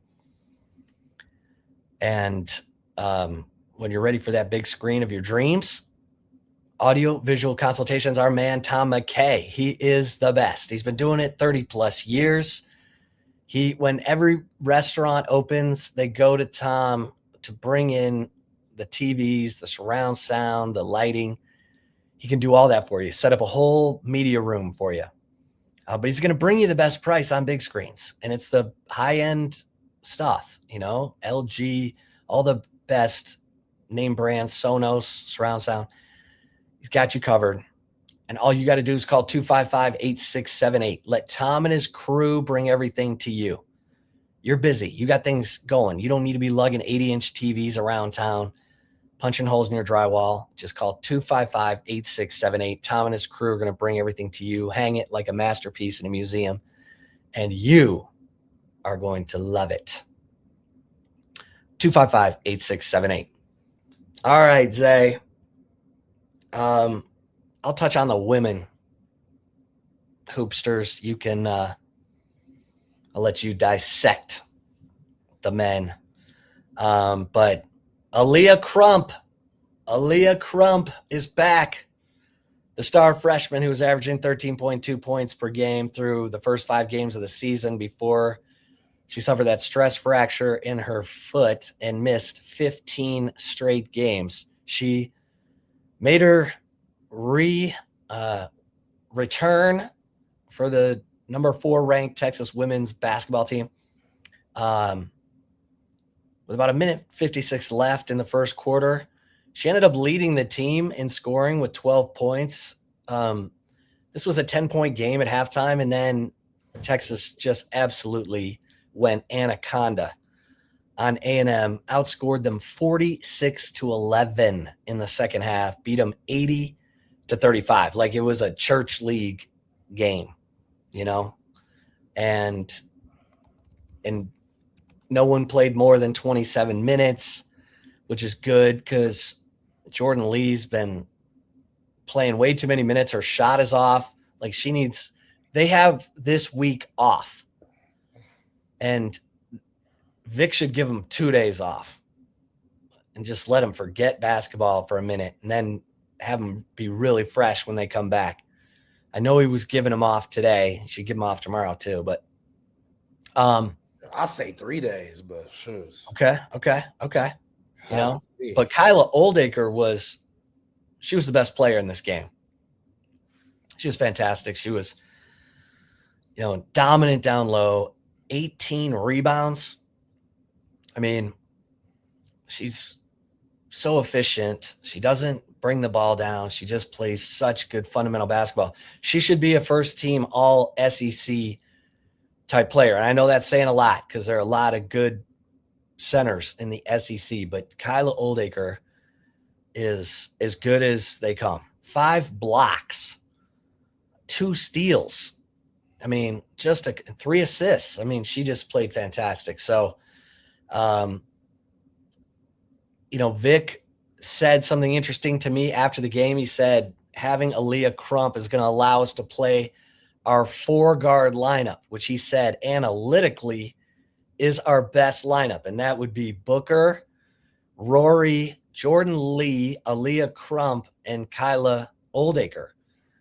Now, you and I have both been, touting Justice Carlton. She had another totally efficient game, 4 of 4 shooting, 8 points in like 16 minutes. Had a couple boards, couple assists. So Texas snaps its first 2-game losing streak since November of 2022. That was the last time Texas women had lost 2 games in a row. Of course, those 2 games were at LSU, at South Carolina, and they were close games, those games. Texas had played South Carolina in the state of South Carolina twice last year and lost by an average of 16 points. This one was by 3, and they could have won it. Like, Raven Johnson made some plays down the stretch. Texas didn't, and it was at South Carolina where they have 13,000 packed in there. So, Vic was all pissed. He's still pissed. He says his team's not tough. They get the ball knocked out of their hands. I've never had a team that gets the ball knocked out of their hands like this one. So Vic's cranky, but he's got Aaliyah Crump back. I think he needs to coach with more swag, like play all that depth. Yeah. Because they can all play. Yeah. Like, it's a shocker that Jordan Lee can't shoot the 3 anymore because I've been playing her 40 minutes a game in December. That's not shocking. She was 3 of 13 and 0-7. And that's why, look at her last 4 games. Her last 4 game statistics are horrible. She's shooting 27% from the floor and 14% from 3. Yeah. Like, it's been bad, and I can't blame her. What are you going to say? Hey, coach, take me out? Like, no, but it's up to the coaches to realize that. And Vic, how deep they are, he doesn't mix and match lineups as much as he can. Like, there should be no excuse against these teams when you're up by 50 to try. And I've said this isn't new news, to try Brianna Preston, Rory Harmon, Ashton Judd, Justice Carlton, and Kyla Oldegger together. I've never seen that lineup before. Why not just throw it out there just to see how they fit so they could get used to each other? He talks about that 4-guard lineup. I love that. That sounds great. Even against a smaller big on the opposing team, maybe you could throw Justice Carlton at your 5 and go 5 out. Because Justice Carlton, she can make some plays happen on the perimeter. Or what about a 2-big lineup with Brea Cunningham and Kyla Oldegger to dominate on the boards? I'm not saying do that for the full 40 minutes, but you could do things like that in spurts. Right. Just to spurts. Preserve your legs, man. Right. So Madison Booker, Rory Harmon, and Jordan Lee aren't exhausted because I don't know, from what I've seen out of my 34 years of living, no one's ever won a national championship in December. That's not possible. So, it was fun blowing all those teams out, and they're striving for a number 1 overall seed. But their next game is at Arkansas. Arkansas is in last place. Everybody should play. Everybody should play. Try all your fun little combinations. Yeah, all of them. All of them. All of them. No one should get over 30 minutes against Arkansas. Yes, and we've said it before. Vic Schaefer is like a women's basketball version of Tom Thibodeau. Tom Thibodeau is an elite basketball mind. He is like basketball genius. Everybody, no one says anything bad about Tom Thibodeau's brain when it comes to basketball. They all say he just drives his team to the freaking ground. And when it's time to win, they always get close, and then they run out of gas. So that will be brutal if that happens with this squad. I've been talking about it for months. When they were winning, I just kept going back to, okay, they're winning. It's fun. But I also see Madison Booker, Rory Harmon, and Jordan Lee getting 38-plus minutes, which I don't think that's good for now. But, when you're running, a full court press on defense. Yeah, with the style of play that you have, that's just not sustainable. That's not sustainable. And that's fine. That's fine. But what championship has Vic Schaefer won?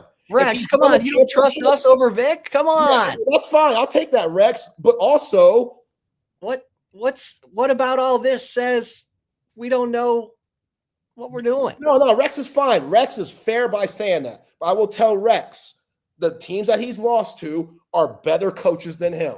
Don Staley, 3 national championships. Kim Mulkey, 4. So he's chasing them, and he's chasing Gino. That's really the only 3 that wins. That's the only 3 that wins every year. It's either Gino, it's either Don, it's either Kim Mulkey. And Vic can't beat those teams. So, like, if that's where I'm just trying to say, because he's a great coach, but also there's just things that I think he hasn't figured it out. Nobody's perfect. So that's fine, Rex. I'm cool with that. I trust Vic Schaefer more than I do too. But we all got jobs to do. And what my job entails is letting you know what I think about the situation. And I think Vic Schaefer needs to control the amount of minutes that his stars play, because it could cost them in March. That's it. That's it. And when he wins a national championship, everything I say will be irrelevant. I hope it is. To where next year around this time, if those things were to happen, I could say, we've seen this before. Vic figures it all out. He's never won a national championship. I can't say that yet. That's the goal. That's the goal. All right, let's get to the right call, because I got to talk about this men's basketball team, because damn, that was a tough one on Saturday night. Before that, though, shout out to Covert BK, family owned and operated, doing it for over 100 years. Covert BK, they are the best in the business. And look, trust me, I know Covert BK, me and my wife got our Buick Encore GX there. We absolutely love it. 7 terrific brands to choose from: Dodge, Jeep, Chrysler, Cadillac, GMC, Buick, and Ram. Go to covertbk.com, see all the latest specials and inventory. Shout out to my man Daniel, Marcus, Jerome, the team at Covert BK. They're just comforting, man. There's no sleazy car salesmen, no folks over there that make you feel antsy, like you're getting screwed over, like you're getting hosed, because that's the worst feeling. When you're making a big life-changing purchase, like buying a new car, you want to be at ease. You want to have a comfort level where, hey, you can think clearly, not somebody pressuring you to make a move that you're not comfortable with. Covert BK, they do that. They're going to work with you. They're going to go on your time. You know, they're going to find something that fits you. And that's what makes it special. So, again, go to covertbk.com, see all the latest specials and inventory. Nobody beats a Covert deal. Not now, not ever. Yeah, he does. 12 national championships. So, clearly, he's doing something else with all that talent he has. And he could do that because they play in the weakest conference ever. So, no, I don't think they're getting those minutes. Those minutes aren't as pressured because they're beating teams by 40 every night. So they are fresh. Once March comes around, since they've been winning by 40, they're really fresh because they haven't seen nobody. When they get to the conference tournament, Texas might see a ranked team in every game they play in the conference tournament. That's insane. There's like 9 teams, it seems like, in the SEC that are ranked, boy. Like, you got to do things differently. You got to look at March more than you look at now. I understand getting the number 1 seed's important, but I'd rather be a number 3 seed and be playing my best ball the last weeks of February, the first weeks of March into April. That's just me. That's why Rick Barn always grind my gears when he was like, oh, I hate this conference tournament. Like, all it does is wear out my players. No, Rick, you're wearing out your players. The conference tournament is where you should find your stride, man. That's where everything should be figured out. That's where you should be playing your best ball. That's a positive, doing well in a conference tournament. It's up to the coaches to manage the minutes and manage the energy of their team so they don't burn out. But if you lose your conference tournament, you could still win a natty, but you still want to be playing good basketball. As far as this men's team goes, Chip, they ran into Bucky ball. I was telling Steven on Friday, Bucky McMillan, the style that he plays, it scared the hell out of me with this Texas team because the style that they play, which is in-your-face intense. See, this is funny because Bucky McMillan has way less talent than what Vic Schaefer has for his women's team, way less talent, but they play 10 guys. Their style is very similar, not on offense, but on defense. On defense, full court, man-to-man. Sometimes they do run and jump. Sometimes they trap. Either way, it's full court, man-to-man, and the pace is insane.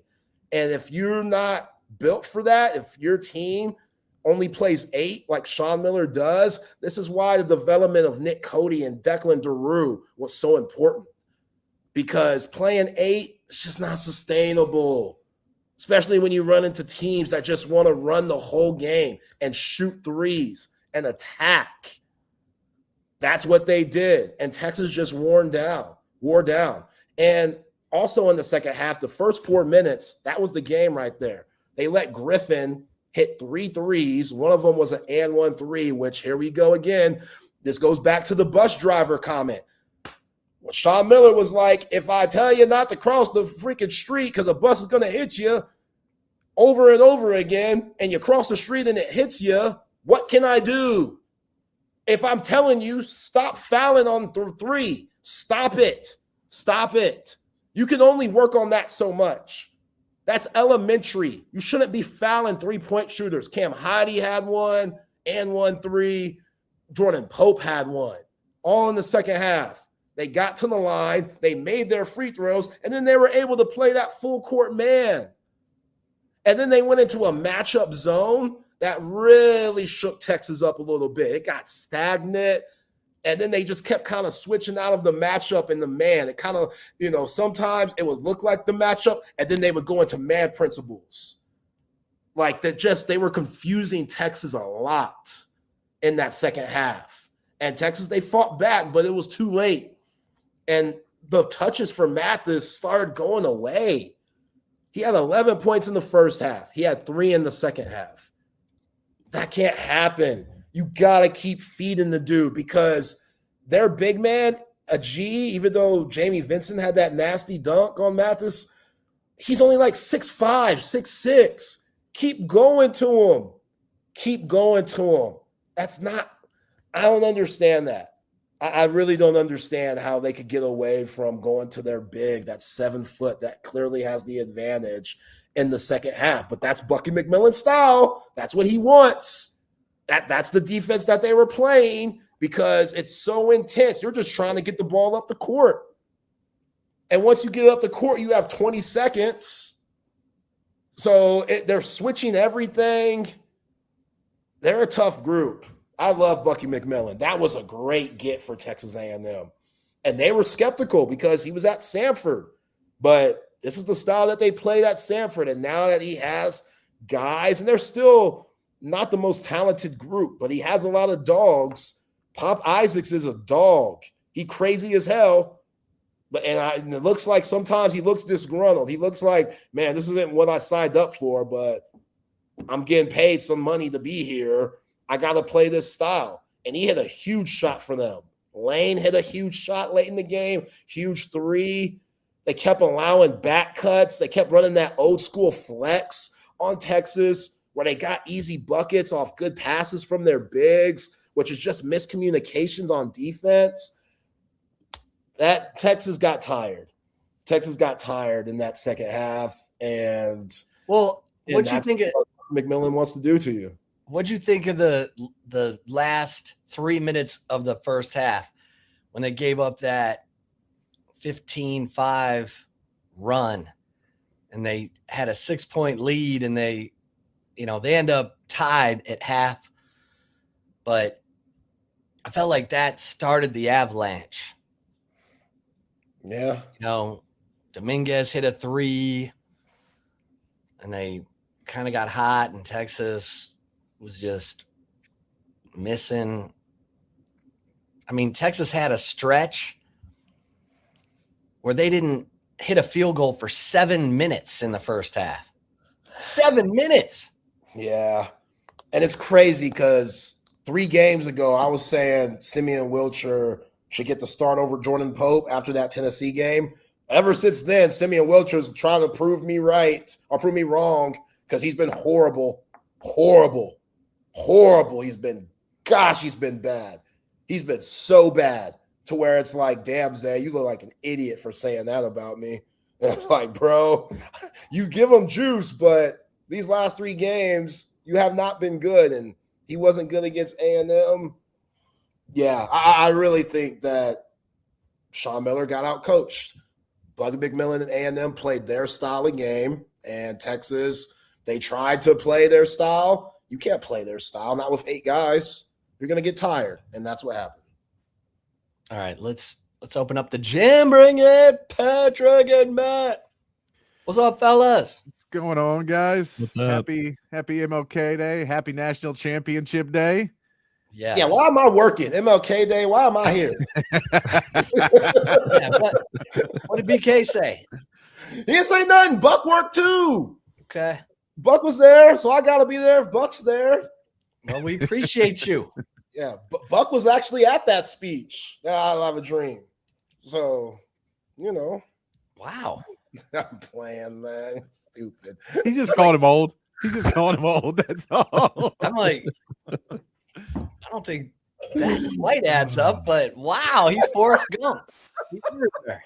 No, Buck was at the Sermon on the Mount too, man. He's been a lot of those things.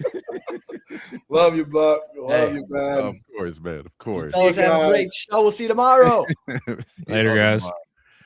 Welcome in to Open Gym here on Texas Sports Unfiltered. Myself, Patrick Davis, alongside Matt Galatzan of Texas Longhorns on SI. And, of course, you, the third member of Open Gym. Text lines open 512-222-9328. And, of course, over there on the chat, Facebook, Twitch, X, and on YouTube. A lot to get into today after a weekend of NFL and all the good stuff. And then a lot of preview of Indiana versus Miami tonight. But Matt, how was the weekend for you? It's watching little games. You got a win. I get a loss and a loss and a loss. It felt like a lot of losses for me this weekend, but how was your weekend for you? It was pretty solid, man. It was pretty solid. Can't really complain. It's going to be a short week for me, so I'm looking forward to a good week of Open Gym, a good 3 days of Open Gym before I go South Texas hunting lifestyle for the final 2 days of the week, and then hopefully Miami takes belt to ass to Indiana tonight to save me a lot of grief and turmoil. But it was a good weekend. My Rams got the win despite all odds, and I'm ridiculous play by Caleb Williams. That was one of the best plays I've ever seen on a football field. It's one that I still don't quite get how it happened. It doesn't make sense how it happened. Like, not the throw, not anything else, but how the Rams let that pass be caught is insane to me. Yes. But no, a good weekend. What's up, CB, as well there. Yeah, it's I went to a surprise birthday party for a friend of mine, and there's like 30 people in this house all waiting, and then she's at the bar watching the game, and then she's like, and they're like, okay, well, like, we're gonna get her to come back at this time, and so they're trying to get her to come back, and she's like, no, I'm watching the rest of this game. they're like, you don't understand. And finally her husband's like, dude, I like literally just tell her there's a party happening here and she has to come home. Like, if she's gonna be this stubborn, we just have to get her here. We can't. We've been here for like 45 minutes already, and she is not even planning to come back. And then eventually there was a kid there that was like, can we just go watch a game at your house? And she was like, okay, if you want to go watch the game, we'll go watch the game at the house. So we still somewhat surprised her. There was cars everywhere. We didn't really hide the cars, so it was somewhat, noticeable that there was something happening at this house, but it still went very well. And so we had a good time on Saturday, and then there were some 49ers fans there who were not having a good time at all in the second game. That one went downhill pretty quickly as well for the 49ers. We'll get into all of that good stuff. We'll get into the Texas basketball team, their disappointing loss to the Aggies over the weekend, all that good stuff. But appreciate everyone who's joining us today on a holiday, on Martin Luther King Jr. Day. It's one of those days where, because we are working, and I get where it's a national championship day, like these are sports days where if it was whatever it is, you're probably still going to be there working. So I didn't realize it was much of a holiday, and I was doing something. I was like running an errand earlier today, and it was, oh man. Yeah, no, there's a lot of people everywhere. Walk my dog. I'm like, why are all these people on the streets walking dogs right now? I mean, it was pretty cold, wasn't it? No, it's fine now. It was cold on it got cold Saturday night. And now it's like 65 right now. It warmed back up. It's supposed to get super cold and wet on Saturday. I'm going to go out to see. I'm supposed to go to my buddy's place. And now I'm like, don't be freezing and wet, because then I don't know if I can get home. I can't be freezing on the roads on Saturday. But yeah, hopefully it won't be as bad. The low on Saturday is 20. The high is 43 with an 87% chance of rain. Sounds like snow. It smells like no fun. No fun at all. I'm not a fan of it, man. Be 35 and 5, but then get warmer in the day like this. Not a fan of not a fan of it. So we will figure out what we're going to end up doing.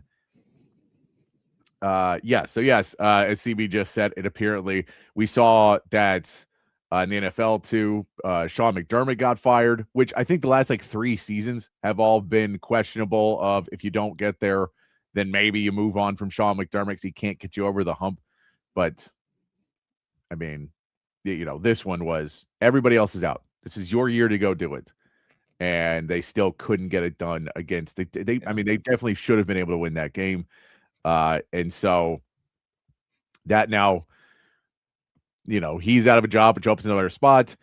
We believe that Kevin Stefanski is going to be the new coach of the Falcons. Interesting. We believe now that the Packers defensive coordinator, Jeff Hafley, looks to be the new head coach of the Miami Dolphins. So that is the new name that they have just said that they are going to be trying to bring in, Jeff Hafley. So not a huge name that not a household name for that one. And we'll talk about how the Texans, if Nick Caley's the offensive coordinator next year, I don't even need to watch the games. There's no point. There's not a point to watch. Maybe if CJ Stroud is still the quarterback as well, because he played like Dookie. No, I get that. He's played really bad since his concussion too. I think there may be something to that. But let me just put you out there. You know what good offensive coordinators do? They protect the quarterback. Yeah. And you know what bad offensive coordinators do? Keep calling plays that the Patriots know what you're doing. And for 2 weeks, everyone knows what you're doing. It's the thing that has been so annoying is because we saw it with Jane Daniels, we saw it with CJ Stroud, and it's a really, really good first year because you're basically working with a offensive coordinator who is able to put him in the right situation. You kind of have training wheels on with him anyway, and then you play a worse schedule. You play the 4th place schedule. And so you're not playing the best coaches or the best defenses or the best anything in a lot of these games. So you're able to put up a lot of numbers because you're not facing that. Then all of a sudden you have a good season, and now you have a 1st place schedule. And out of your 1st place schedule, now you're playing against the best coaches and the best players. And those guys will tear you apart. And they'll tear apart a Bobby Sloak, and they'll tear apart a Nick Caley, because Nick Caley is a freaking tight ends coach. But he's friends with Caserio because he worked with him in New England. And so why would we not hire a good player when we have to pay CJ Stroud $100 million? No, you know what we should do? We should just not give him anybody to progress him ever and hire a tight ends coach. It's the most insane thing. I get it. CJ Stroud sucked. The reason he sucked is because Nick Caserio refuses to grow up and hire the right people. And it's infuriating because they're so close. And then Caserio does some stupid Bill Belichick shit. And we end up with what we end up with. Oh, you only hire people you trust. You can't hire someone from the outside. What would they do? Come in and give you new ideas? No, you hire people you trust. So hire a tight ends coach for your quarterback who clearly needs some leadership. Yeah. The good news is Detroit did not hire. They did not. Mike the McDaniel. Bad news is the more and more head coach jobs that open up means there's a much better chance Mike McDaniel will be a head coach next year. Yeah. Can you imagine Mike McDaniel with Josh Allen?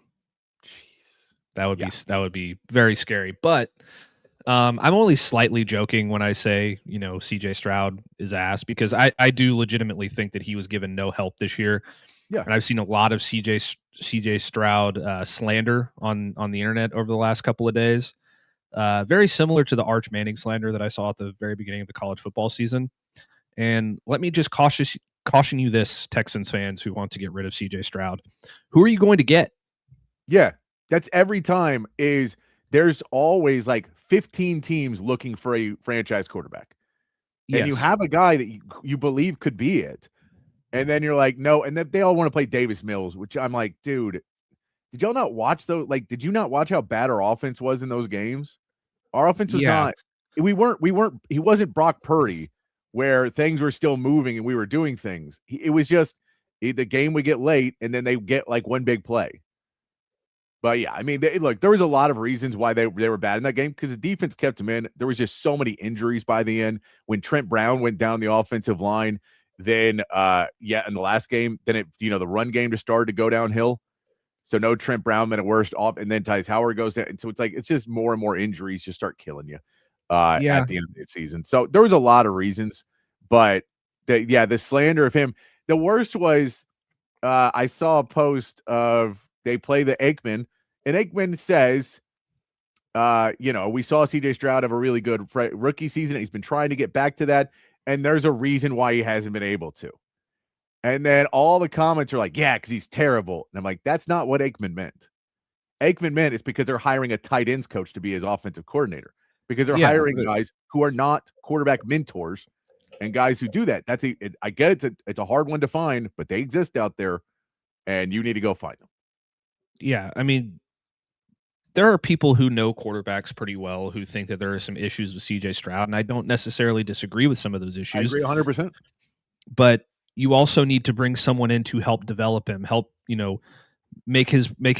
help him get through his progressions quicker, help him be more comfortable in the offense, help him be a little bit more quicker with his feet, and all these different things that he needs to work on as he continues developing as an NFL quarterback. But here's the thing: you have the number 28 pick in the NFL draft. You're not getting Fernando Mendoza. You're not getting Trinidad Chambliss because he's coming back to Ole Miss.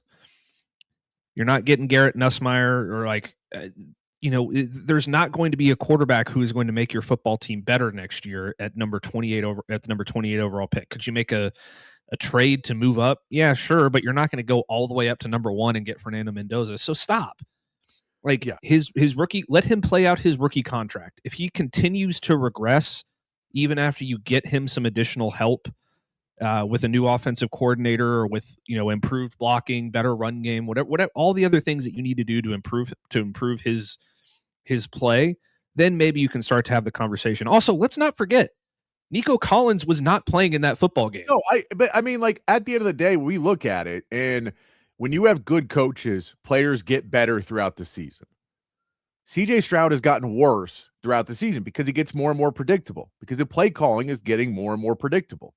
Yes. Because Bobby Slowick was not a good offensive coordinator, and Nick Caley is not a good offensive coordinator. That's not to say in 5-10 years, maybe Nick Caley could be a good offensive coordinator. Right now, he is a tight ends coach. He's not the offensive coordinator that you bring in to help get you over the hump and get to the AFC Championship and the Super Bowl. He's the kind of offensive coordinator you hire if you're the Las Vegas Raiders and you're rebuilding your franchise. That's not what the Texans are doing. You can't afford to waste the best years of CJ Stroud with a guy who has no idea what he's doing. No. And that's what the Texans are doing with Caley. And it's despicable, quite honestly. It's awful. And the fact that he's not been fired today is mind-blowing to me. Like, they're going to keep him for another year. Probably. Like, they will keep him for another year because Nick Caserio cannot get out of his own way. He makes good decisions, and he just makes really dumb ones that make all the good ones. It kind of makes a moot because you can't win a Super Bowl if you keep making really, really bad decisions. And he does it. You know, had a good season this year, though, Matt, for the Texans. You know what he had Dalton Schultz. You know why Dalton Schultz had a good season? Because he had a tight ends coach as his offensive coordinator. Yeah, what a shocker. Dalton Schultz got better because you hired a guy to help out Dalton Schultz, not the quarterback of the future for your team. What are you thinking? Every single time. There should be a rule. If I was Cal McNair or his wife, who they say is running it, or whoever really can step around, I would go to Nick Caserio and I go, okay, we're firing Nick Caley today. And if you don't want to fire him, you're fired too. I don't care. Like, we're done. And if you hire anyone else who's ever worked for the Patriots when you were there, you're fired on the spot. I'm done with it. Stop hiring your friends. Stop it. Just stop. We know that the Patriots coaching tree is the worst coaching tree in sports. He is one of the greatest coaches of all time. And he's never told anyone how he did it. And we saw Mike Vrabel can go in there and be a great coach too. Mike Vrabel's done a hell of a job. So it drives me nuts. So when they're going to go, no, it's not Nick Caley, it's CJ Stroud. And then we're just going to try again another quarterback for the next 4 or 5 years, and we'll fire D'Amico, and we'll be in turmoil again. And then Nick Caserio will get fired, and we'll just throw away this chance that we had to be a really great team because Nick Caserio can't stop hiring his friends. Yeah. Also, before anybody says, well, D'Amico Ryans is calling defensive plays, he can't win the Super Bowl. Or, kind of the same argument that people have with Steve Sarkisian calling plays and not being able to win a championship. Sean McVay calls his own plays. Ben Johnson calls his own plays. But D'Amico does not call his own plays. Oh, I thought he called the defense. Oh, he gave up play calling duties this year to help the offense because he hired a tight ends coach and head coach. No, Matt Burke's been calling the plays. Because D'Amico gave it up this season because of how much the offense was struggling, because they hired a tight ends coach as their offensive coordinator. Here's something that's really funny, by the way, just for me and for everybody out there who doesn't like Diana Rossini. Yes. Adam Schefter tweets 8 minutes ago, the Dolphins have now hired former Packers player personnel man John Actrick Sullivan as their blah, blah, blah. They're hiring Packers defensive coordinator Jeff Hafley as their head coach. And then Diana Rossini says, it's not official yet, but the Dolphins are working to finalize an agreement with the Green Bay Packers defensive coordinator Jeff Hafley. Like, come on. You didn't break it. You lost. Stop pretending like it's not final. If Adam Schefter tweets they are finalizing a deal with Jeff Hafley, yeah, I mean, the deal is it's official. What's funny is we got the reports about Harbaugh like 3 days before it happened, and they still signed him. Like, they still hired him. He was still right. It was just like, no, there's a lot of red tape to go into in some of this stuff. But yeah, no, Diana Rossini is scrounging to try and be the one, but all she does is burn bridges. So it's probably not going to be that easy for her. Matt, we did want to get into some Texas football as well. We'll come back to the NFL. It was frustrating today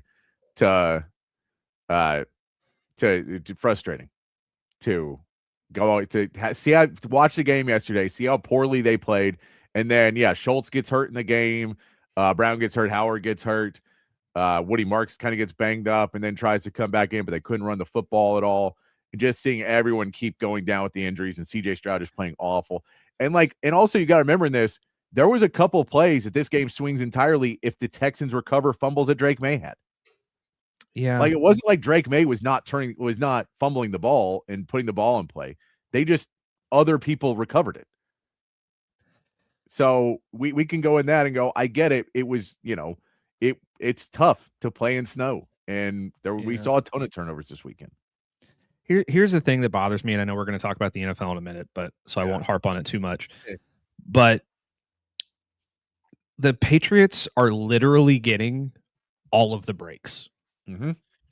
They didn't suffer those turnovers that they should have had against the Texans, and they're playing a team that doesn't have a real offensive coordinator, and they beat them. Oh, and now the starting quarterback for the Broncos in the next round is out with a broken ankle. Yep. Like, the Patriots are going to make the Super Bowl, and it's so annoying. Yeah. No, it's very annoying that LA and Patriots are back in the Super Bowl. We'll figure out a way. But no, I look, there's no one left I'm rooting for anymore. And I get the Broncos have a lot of Texas players, but Sean Payton's an ass. So I'm not really rooting for the Rams. I don't like the LA sports fans. So I'm not rooting for the Rams either. LA sports just root fans for me to be happy, Patrick. No, I'm not rooting for anybody. I'm rooting for someone. I'm rooting for some expose piece to come out that the Patriots have been cheating, and then they void the game and the Texans somehow get back in and they're like, well, we've already fired Nick Caley, and so Mike McDaniel's coming in to finish out the season for us. That would be, that's the dream that I have. I just feel like that's not going to happen. Something tells me that that's not going to happen. Matt, over the weekend, though, the Texas Longhorns did add another player from the transfer portal. They add Marcus Boswell, a linebacker from Akron. This is another depth piece. Boswell is from Austin, played for Lake Travis. His father was an athlete at the University of Texas, so he is a legacy as well. And this feels like something that was more of, guys, we got to add some more pieces. We have the extra scholarships now. We can bring him in. He's a good young talent that maybe we'll get something out of, but he doesn't really cost us any money. And he wants to come play here, so we need more linebackers just to be in the room, just to go in. So it does feel like this is a good, good. You get somebody else in who wants to play for this, play for University of Texas, and it's a good thing to go get in the transfer portal, because a lot of these guys maybe don't have that same philosophy. They're playing for the money, or they're playing because they want to be a part of a good team. This feels like someone who wants to play at the University of Texas. Yeah, it's a solid young depth piece who's got a lot of time to grow. If it's a linebacker that Will Muschamp wants, I'm all about it. Yep. Can't really put too much or too little stock in. I mean, that's really what it boils down to here. Will Muschamp wants him on his defense, and I think it's a good thing. It's interesting to me because I thought they were probably going to go, and maybe they still will, go out and get a true Mike linebacker at like starting level Mike linebacker and have Justin Cryer as kind of your secondary piece in that. But if they don't end up doing that, I still think the room is going to be more than fine. It makes me think that Rasheem Biles and Anthony Smith are going to be out on the field a lot together. Yeah, which would be extremely exciting and interesting to watch. So, yeah, you get another depth piece. Didn't play a whole lot at Akron, but working with Johnny Nansen and Will Muschamp, I think he's probably going to just continue to get better. And it's really cool to bring an Austin kid home. We love when Austin kids are on the Texas roster because it just means a little bit more to them.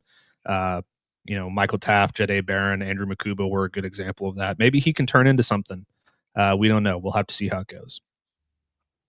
Yeah. And Randy, it would have been nice to keep Barnes. That 100%. It'd been nice to keep a lot of the guys that we lost that were kind of depth pieces that were young guys.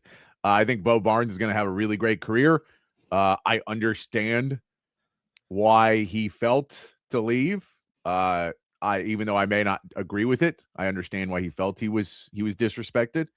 And so he decided to go ahead and go off. And I mean, Kentucky spending some money this year, going out and grabbing some really good players. And what Will Stein's doing, he's selling something that players are not treating Kentucky as, just a basketball school, and they're ponying up the money to make it work and find the way to get them in. And so, they've done a good job bringing the guys in, and he's going to be really, really good for them next year. And I don't like that we're probably going to have to play him at some point down the line there at Kentucky if he ends up staying there long term. That's the piece. But yeah, it would have been very nice to have him.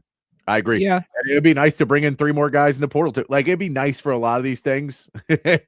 I think the realistic world is, you're not going to be able to have everybody, and there are limitations on what you really want to spend to feel like you're in a good place. And so if you're going to say we're going to have to pay Bo Barnes as much as we would pay someone with a lot of experience, and then he's still not even really a guy we can play 50% of the snaps, we're going to hope he gets better, then you may just say we're going to lean a little bit more on Tyler Atkinson than we would have if Bo Barnes was there. Well, yeah, and that's kind of what I think is important to remember about some of these portal losses. When you boil it down, Texas is pretty much upgraded at every position outside of interior offensive line, which I still believe is coming. I mean, Justin Cryer is an experienced player in a power conference who is going to be able to step in and play for you right away. We still don't know what Bo Barnes is. He played in one real game against Michigan, and he made a couple of flash plays, but we don't know how ready he was to really compete for a starting job next year. And that's what everybody needs to keep in mind. Like, you see a guy that got a lot of, hype as a freshman and all this stuff, walk out the door and find a new opportunity. That doesn't mean that he was going to play for Texas next year. if they had offered him X more money or whatever. Like there's so much more that goes into it than that. So I think, when you boil it all down, Texas is still better at that position than they would have been, even if Bo Barnes had stayed. And kind of, it feels to me, and maybe this is just, some bias or something, I don't know. It kind of feels like you traded Bo Barnes for Rasheem Biles, and that's a major upgrade to me. Like he walked out the door, and now you get Rasheem Biles and Justin Cryer coming in. That feels like an upgrade to me. But yeah, I mean, again, Bo Barnes may be the truth, and he may be the dude. Yeah, like I'm not saying he's not, and so I would have loved to have him, but I think Tyler Atkinson is that same thing. Like, so you're just going to someone. So we can keep one of them, we can make one of them happy. We're gonna have the other one's gonna be mad. So we're gonna go with the younger guy. And yeah, Bo Barnes was gonna play for Texas next season. How much he would have played is up in the air, because is he a rotational piece that is coming in and helping out, or is he a guy that is, taking over the role and is a new stud? But I agree with you, Randy. I would have loved to keep him. Would have loved to. It just, there's a lot of these offensive linemen. Like Nick Brooks is the type of guy you're like, I would love to keep Nick Brooks or keep some of these other offensive linemen. So it's like you'd really love to have some of those guys. And yeah, man, if DJ's training him, DJ was so ahead of his time as a linebacker. Like if that dude was 10 years later, he would have been first ballot Hall of Famer. Like just one of the greats, because the way he played was so hybrid and like positionless. And he just did all the things that now everyone looks for in a linebacker. He did before that was what linebackers were supposed to do. So it's that one. But yeah, there's a lot. I mean, there are several offensive linemen I would love to still have on this team that I think could have been starters for us in a couple of years and been really, really good. Like I think Bo Barnes by his, third season would have been really, really good for Texas. So I that is unfortunately the new world of college football right now, which is a lot of people are losing guys. And that's, we're going to get into just a minute about Miami and Indiana, but they're going to lose 20 something players in the next 5 days. Mm-hmm. Like 15 to 20 players each on each one of those teams, because now how many of those are starters? How many of those are bench players? But first of all, they're going to have players go to the NFL, and then all those other guys are going to go, well, we can go get money somewhere. Because right now we're really sought after, and a lot of these teams have not filled the gaps that they want to fill, as in Texas. If they want to go for an offensive lineman, I can guarantee you Texas will have no problem ponying up some good money to make sure that offensive line is really where it wants to be. So yeah, I think people know that those are and Clark, Christian Clark again. And Christian Clark is very similar to Bo Barnes, of a guy that played early in the season and clearly was not ready yet. And you could see flashes of it, but he wasn't ready to be an every down back. And then plays in his last game at the Citrus Bowl and does really, really well. And how much of that is the Citrus Bowl and Michigan's defense not being fully there and being ready to go? How much of that is Christian Clark's just pure advancement? How much would he do against in the SEC on a full schedule?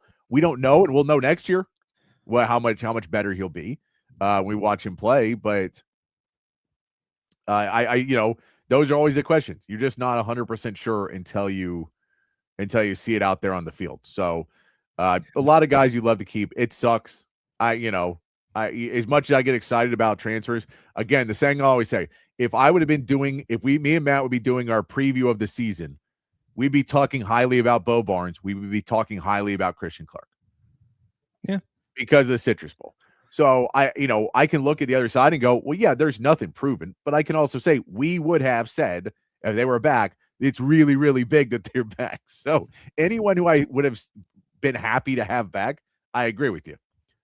Unfortunately, you just have to think, go, well, did you lose Trevor Gooseby? Okay. Did you lose Colin Simmons? Okay. Did you lose Arch Manning? All right. Those are the ones where you just go, you can't, there's certain players. You didn't lose Ryan Wingo. Like, you didn't lose certain players that there's no one in the portal you're going to upgrade with. Whereas the other guys, maybe there's an upgrade, and maybe those guys will turn out to be great. And you'll say, crap, if we would have known, if we had a crystal ball, we would have definitely kept that guy. But you figure out of the 5 guys that we lost that we think could be great, probably 3 will be okay and 2 will be really good. And so if you keep all 5 and then 3 of them are never really starter caliber at Texas, then, you're not building that roster the way you want. So it's that dual-edged sword. Again, no one's a fan of it. It just is what it is right now in college football. And if you don't want to play that, be a Clemson fan. I mean, Texas is better at running back right now than they were last year. There's no debating that, because Hollywood Smothers is a better running back than Trey Wisner or CJ Baxter. Raleek Brown is a better running back than Trey Wisner or CJ Baxter. And they're both better than Christian Clark. They're proven. They've done it. This is the thing I think they're both, and this is the biggest piece. They're better right now. And as much as you love to have the depth piece, we're trying to win a title next season. And there's the days of everybody on the roster being able to stick around and develop are long gone. So you have to look at the retention efforts that you had with your key players and whether or not you were able to bring in upgrades at key positions that you needed to make upgrades in. Texas did it at wide receiver. They did it at running back. It's kind of a push at tight end. Masunis is a completely different player than Jack Endries, but they will still be good there. And they're better at every level of the defense. So with the exception of maybe free safety because Michael Taff isn't there. And that's about it. So you can't, and I know that Alabama fans are excited about Nick Brooks, and that's great. I don't think Alabama fans really watched Nick Brooks play football last year because he clearly wasn't ready to play Division I football last year. No, but they should be. I mean, some of their offensive line wasn't either. So exactly, they're just happy they got offensive linemen.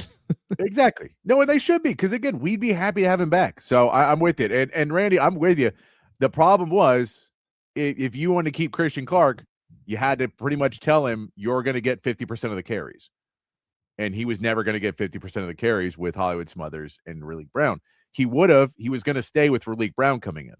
But once he realized he was going to be third on the depth chart, it's like, man, I'm going to get all I'm getting is goal line stuff. I'm not getting the fun plays. I'm not getting to go out there.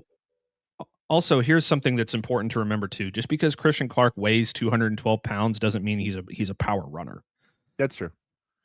I mean, when you look at his legs, he looks like he is, but he doesn't necessarily run as aggressively as some others. Now, you could help train him to do that, and Jabbar Jalouk could definitely help him become more of a power runner.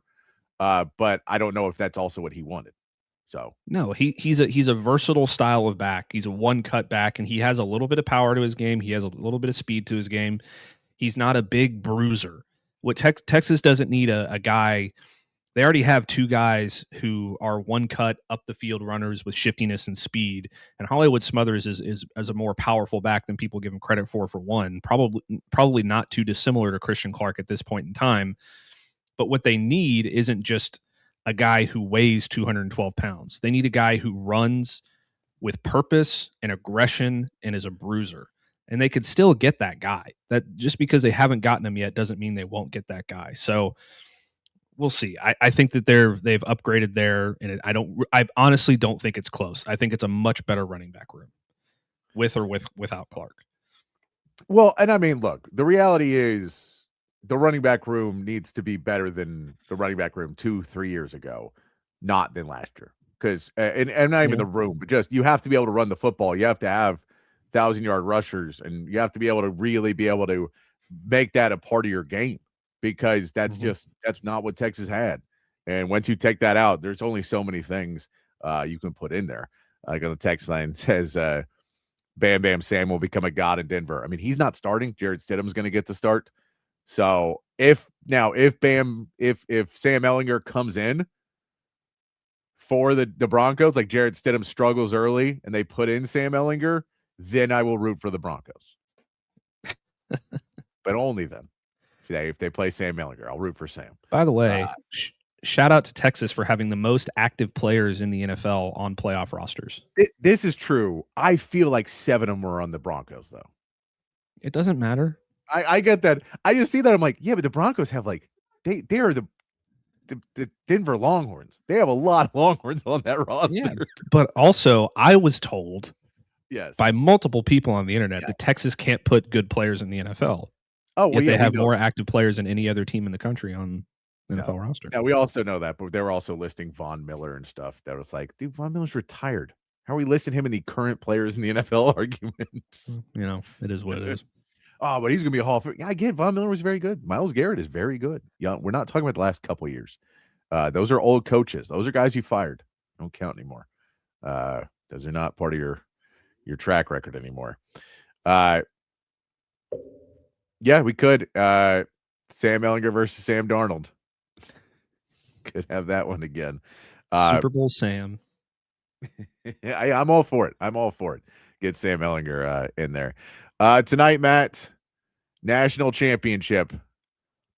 This one's a big game. Now, first of all, we're gonna make our pick. We'll make our picks later in the game, later in the show, right?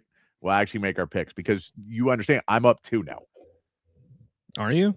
I am up 2 now because even though you had Rams, the Rams did not cover 3.5.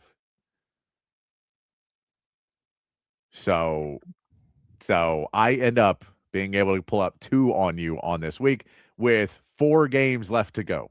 There are 4 games left to go. We'll pick all of the remaining games. Man, I was 0-4.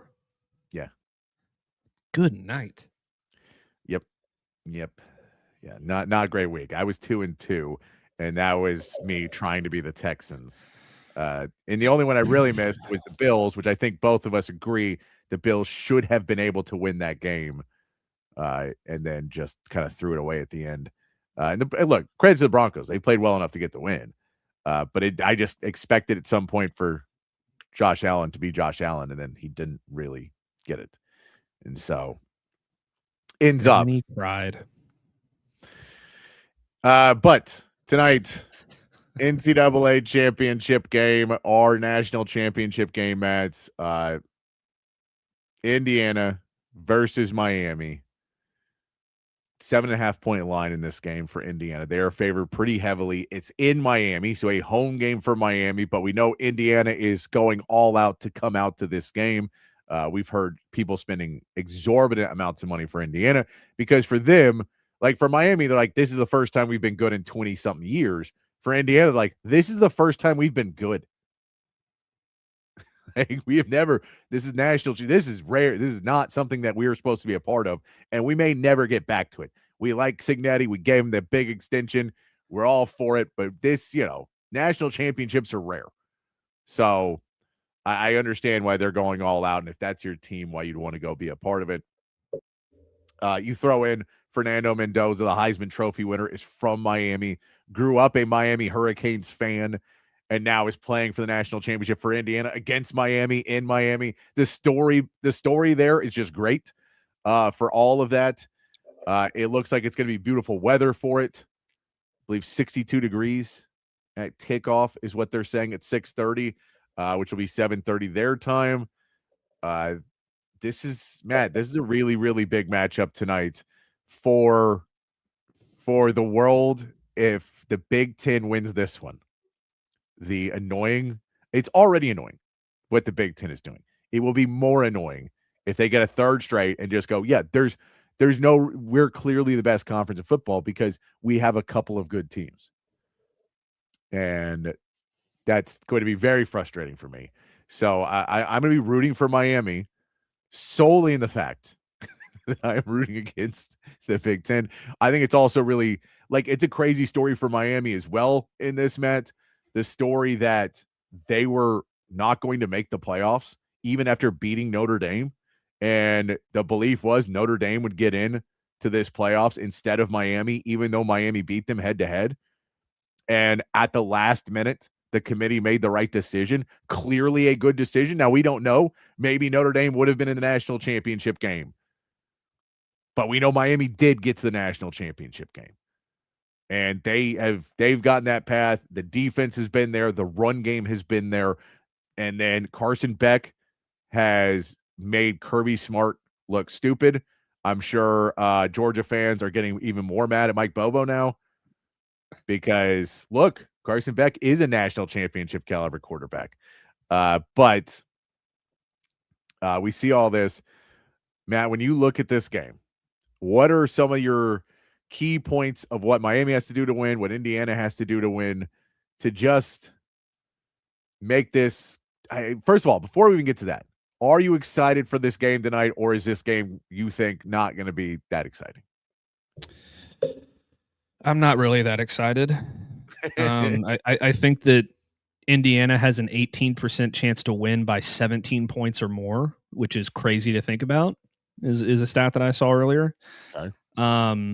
I don't like either of these teams. I don't like Carson Beck because I recently found out that he hasn't attended a class in 2 years because he graduated and he's just not going to class. Yet you're supposed to be a student athlete playing college football and he's not a student. So that needs to be looked at, for number one. Number two, Miami beat Ole Miss, and I hate them now, and I will hate them forever because they kept me out of the national championship game, probably the closest I will ever be. So no, I'm not excited about it. I imagine I'll probably watch the first half, and then I will transition to the new Game of Thrones spinoff series on HBO Max that came out last night. Here's what I think that Miami has to do. I'll start with Indiana. Here's what Indiana has to do to win this football game. Just play the exact same football that you have played for the last 2 weeks. You do that, you're probably going to beat Miami by 35 points because they have just been blowing everybody out of the water. In the case of Miami, it's obviously a little bit more complicated. You have to force Indiana to do things that they haven't done this entire playoff stretch. And for most of the season, you have to force them into making mistakes. You have to force Fernando Mendoza to throw interceptions. You have to cause turnovers, and you have to play literally mistake-free football if you're going to beat this team. That's the only way to do it. And they have proved to me over the last couple of weeks that they are not capable of playing mistake-free football. Even against Ole Miss in a game that they won, they dropped 4 interceptions. They had a lot of bad penalties that gave Ole Miss life and kept them in the game. All those kinds of things. You can't do that against Indiana. They have to completely dominate the line of scrimmage, which I don't think they're going to be able to do because Indiana is an execution machine up front on both sides of the ball. So it's really hard to see them having a chance. I think Fernando Mendoza is a tad overrated. I'm sorry. I'm not going to catch flack for it. I just don't think he's as good as everybody thinks he's going to be, especially in the NFL. But he's better than Carson Beck. And I hate Carson Beck because he's not a student athlete.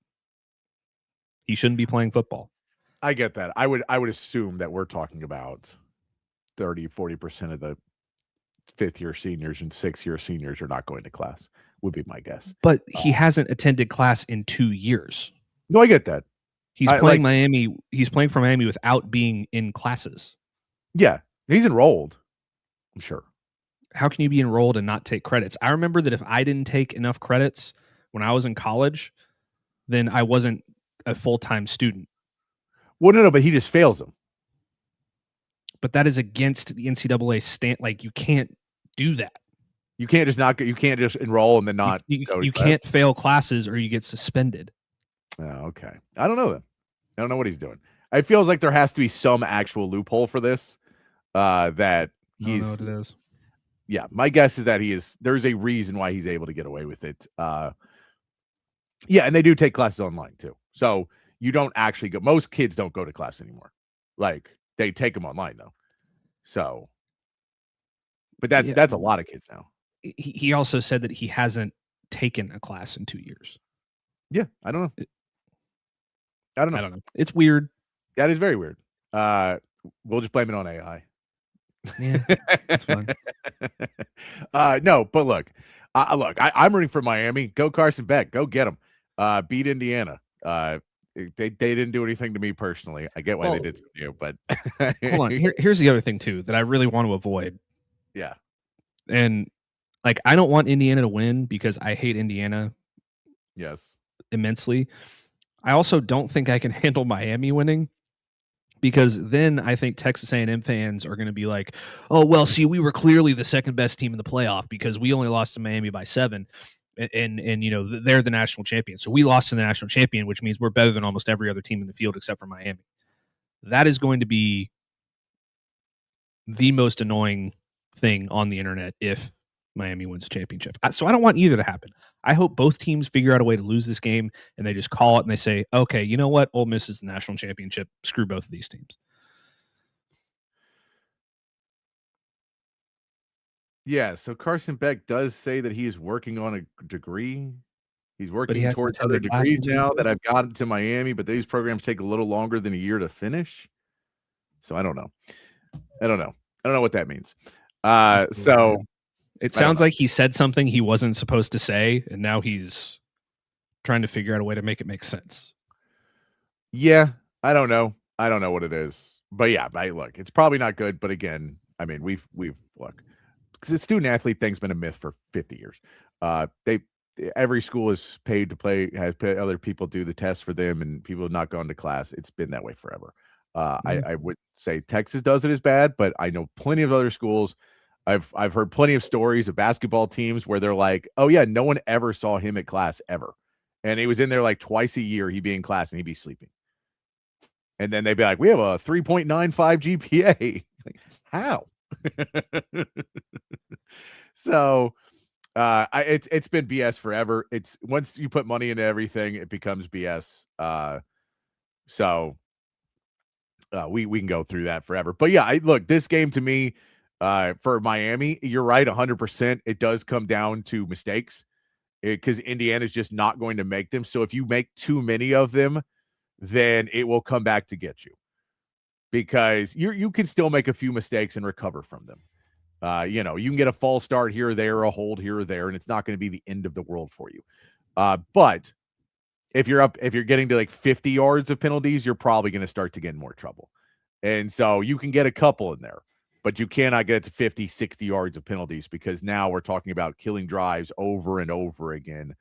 Or extending them on the other side of the ball. Yeah. And exactly. And for it, this is like a Miami run game. If Miami can effectively run the ball, then it's kind of what you said. It changes what Indiana's done all year. Because now Indiana has to get on their heels. They have to change their defense to try and load the box, and then you can try and throw the ball down, try and get the ball out to one of your dynamic wide receivers that Miami has and try and make a big play. But if you can't run the football, then Indiana can sit back, play just regular football, and get you beat. So I think that's the big piece. If you're able to run this football, it changes the trajectory. It's because what they've done to every other team so far is they've just been able to run effectively, get 2nd and 4s, and you're like, well, they keep being in 2nd and short. That's a really hard defense to call over and over again when there's consistently 2nd and shorts. And then they'll run again and it's 1st down. They'll run again at 2nd and short. You're like, what are we doing? It puts you on your heels. That changes up what you do. And then you have to affect Fernando Mendoza. That offensive line has been so good in pass pro. They call really good plays to get the ball out of Mendoza's hand quickly enough. They're not too worried about trying to make super explosive plays in the passing game.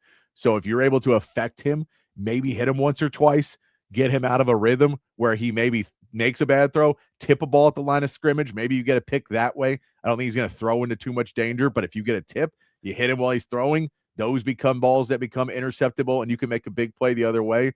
But it does feel like if you allow Indiana to just do what they do, there's not much of a chance for you to win because they do what they do better than anybody else in college football. And they've been a machine at it the last few weeks. So for Indiana, you're 100% right.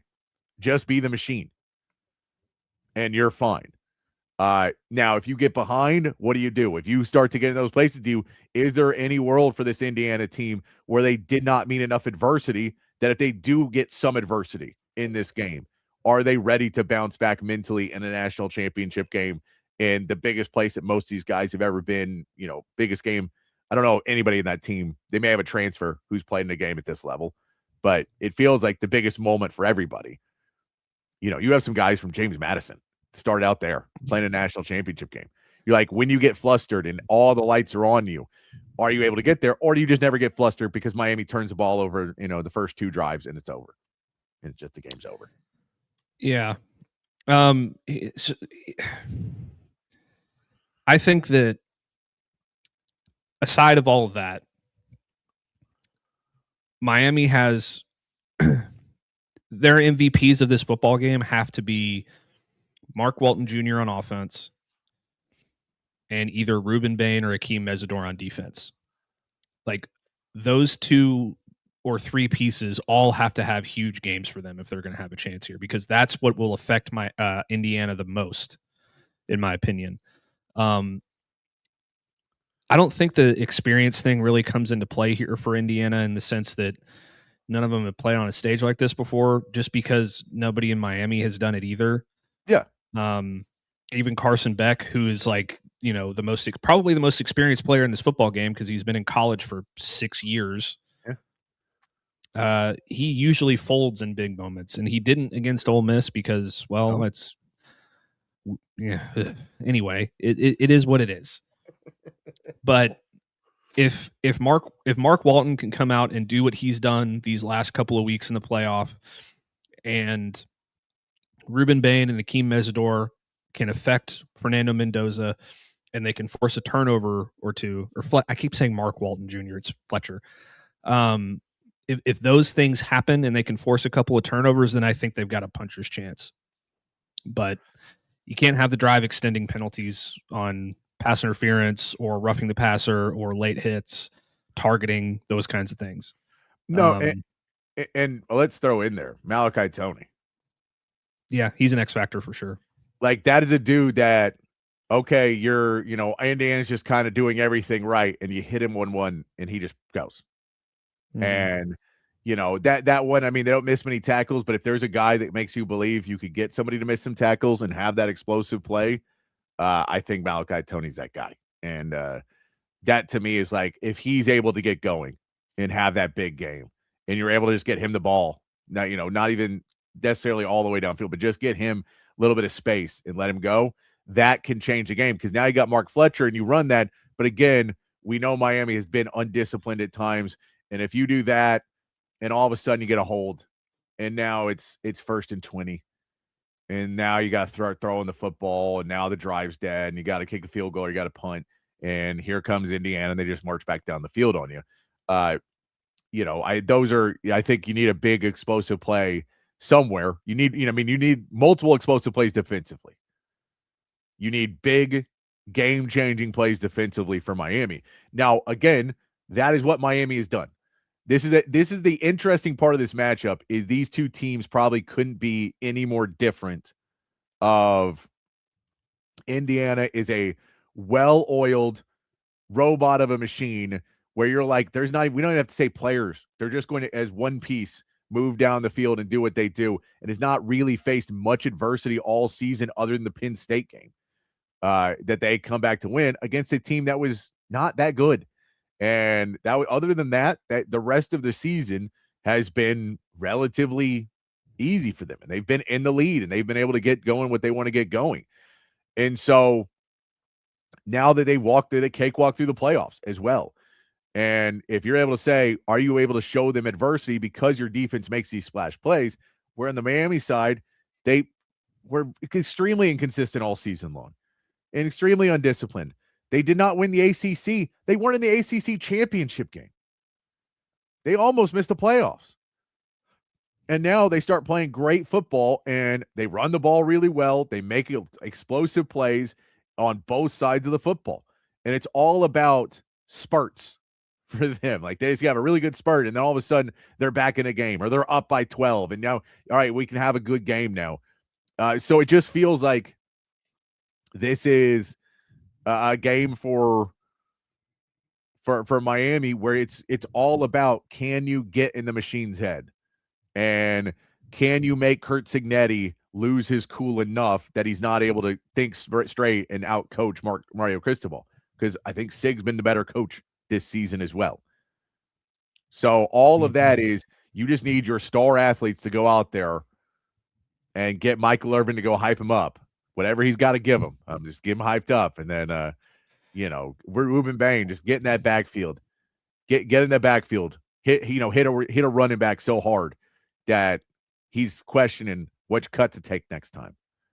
And you're trying to get them to take that extra second to think that can get you an ability to be able to play at the level you want to play at. But that's it, because these two teams are very different. But Miami does have enough big playability that there's a chance. The problem is for Indiana, what you said, what I've said, just play your game, and the odds will say statistically you should win this game.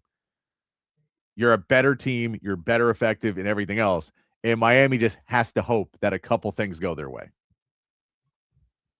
Yeah, here's the thing too. I think if there was a team who had a chance to beat Indiana if they play their best football in this playoff, I think it is Miami, because they're so good in the trenches.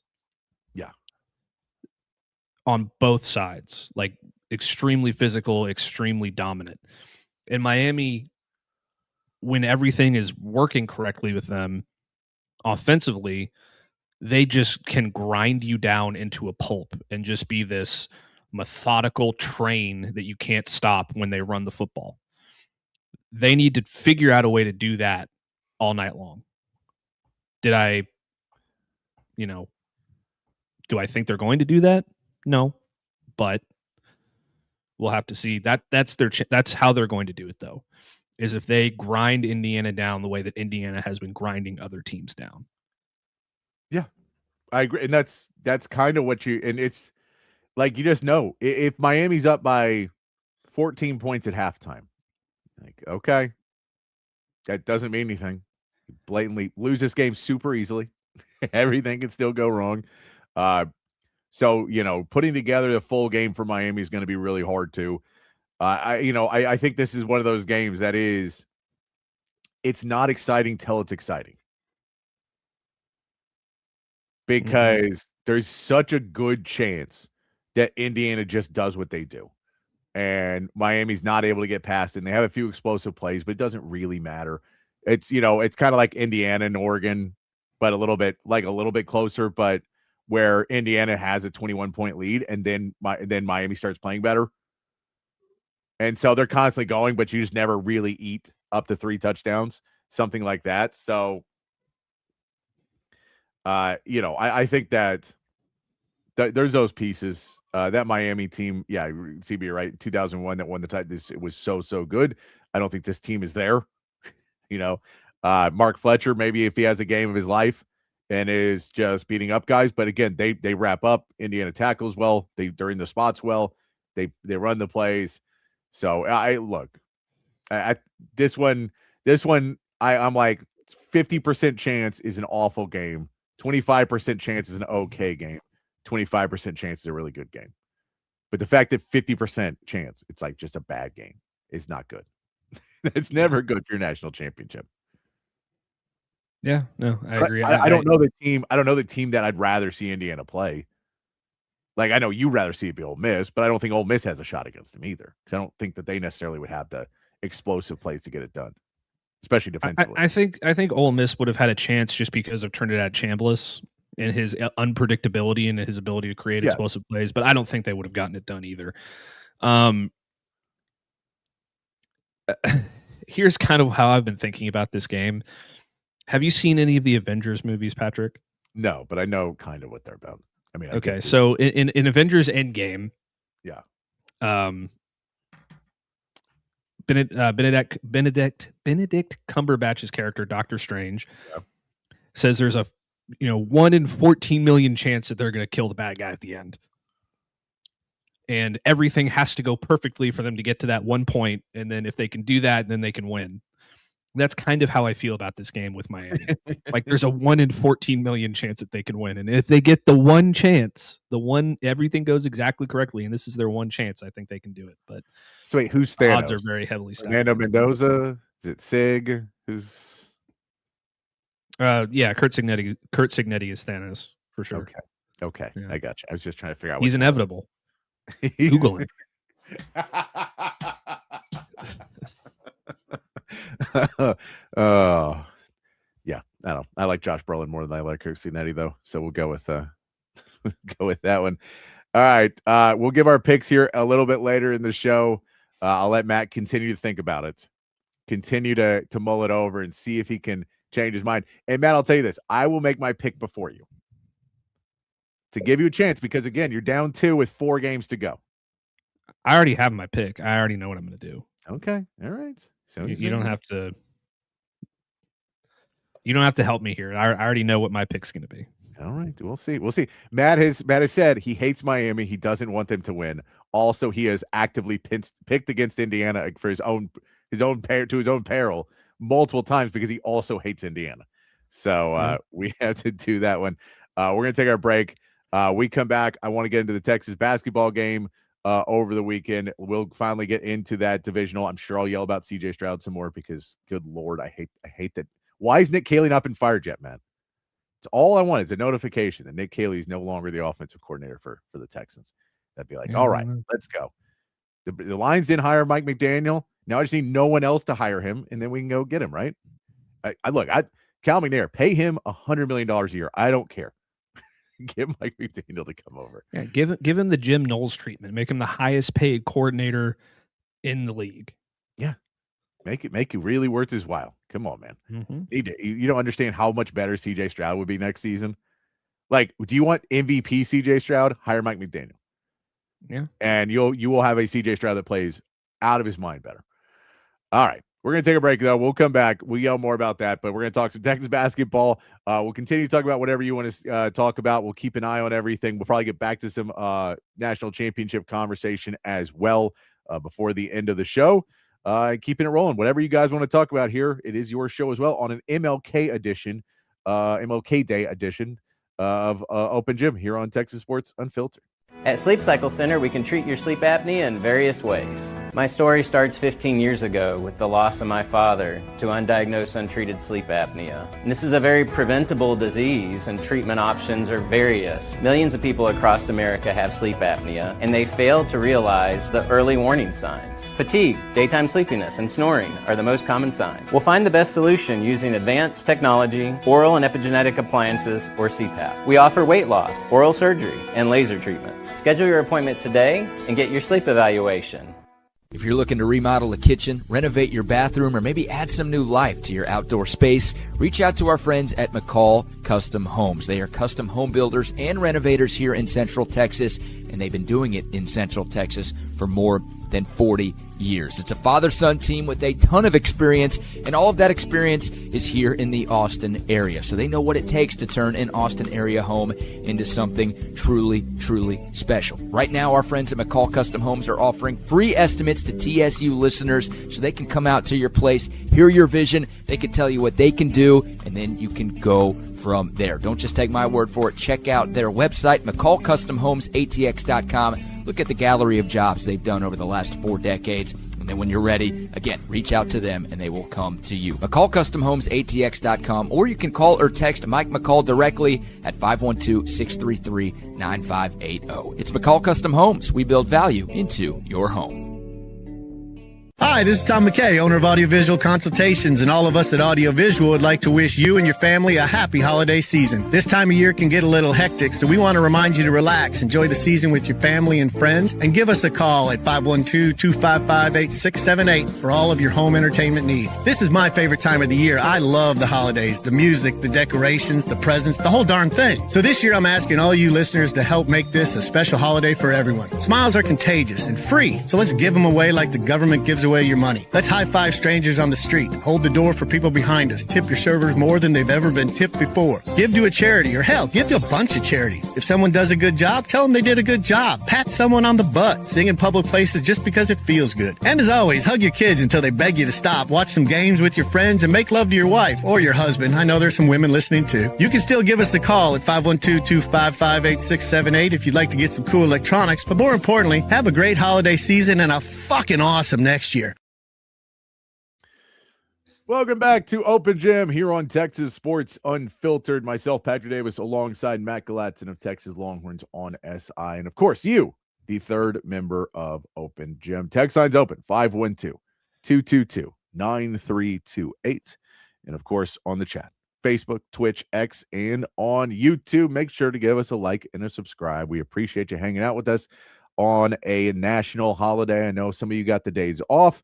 Some of you guys don't. But if you had the day off and you're hanging out with us, we really appreciate it because I know sometimes it throws off your schedule. You're not doing your normal stuff. So we go.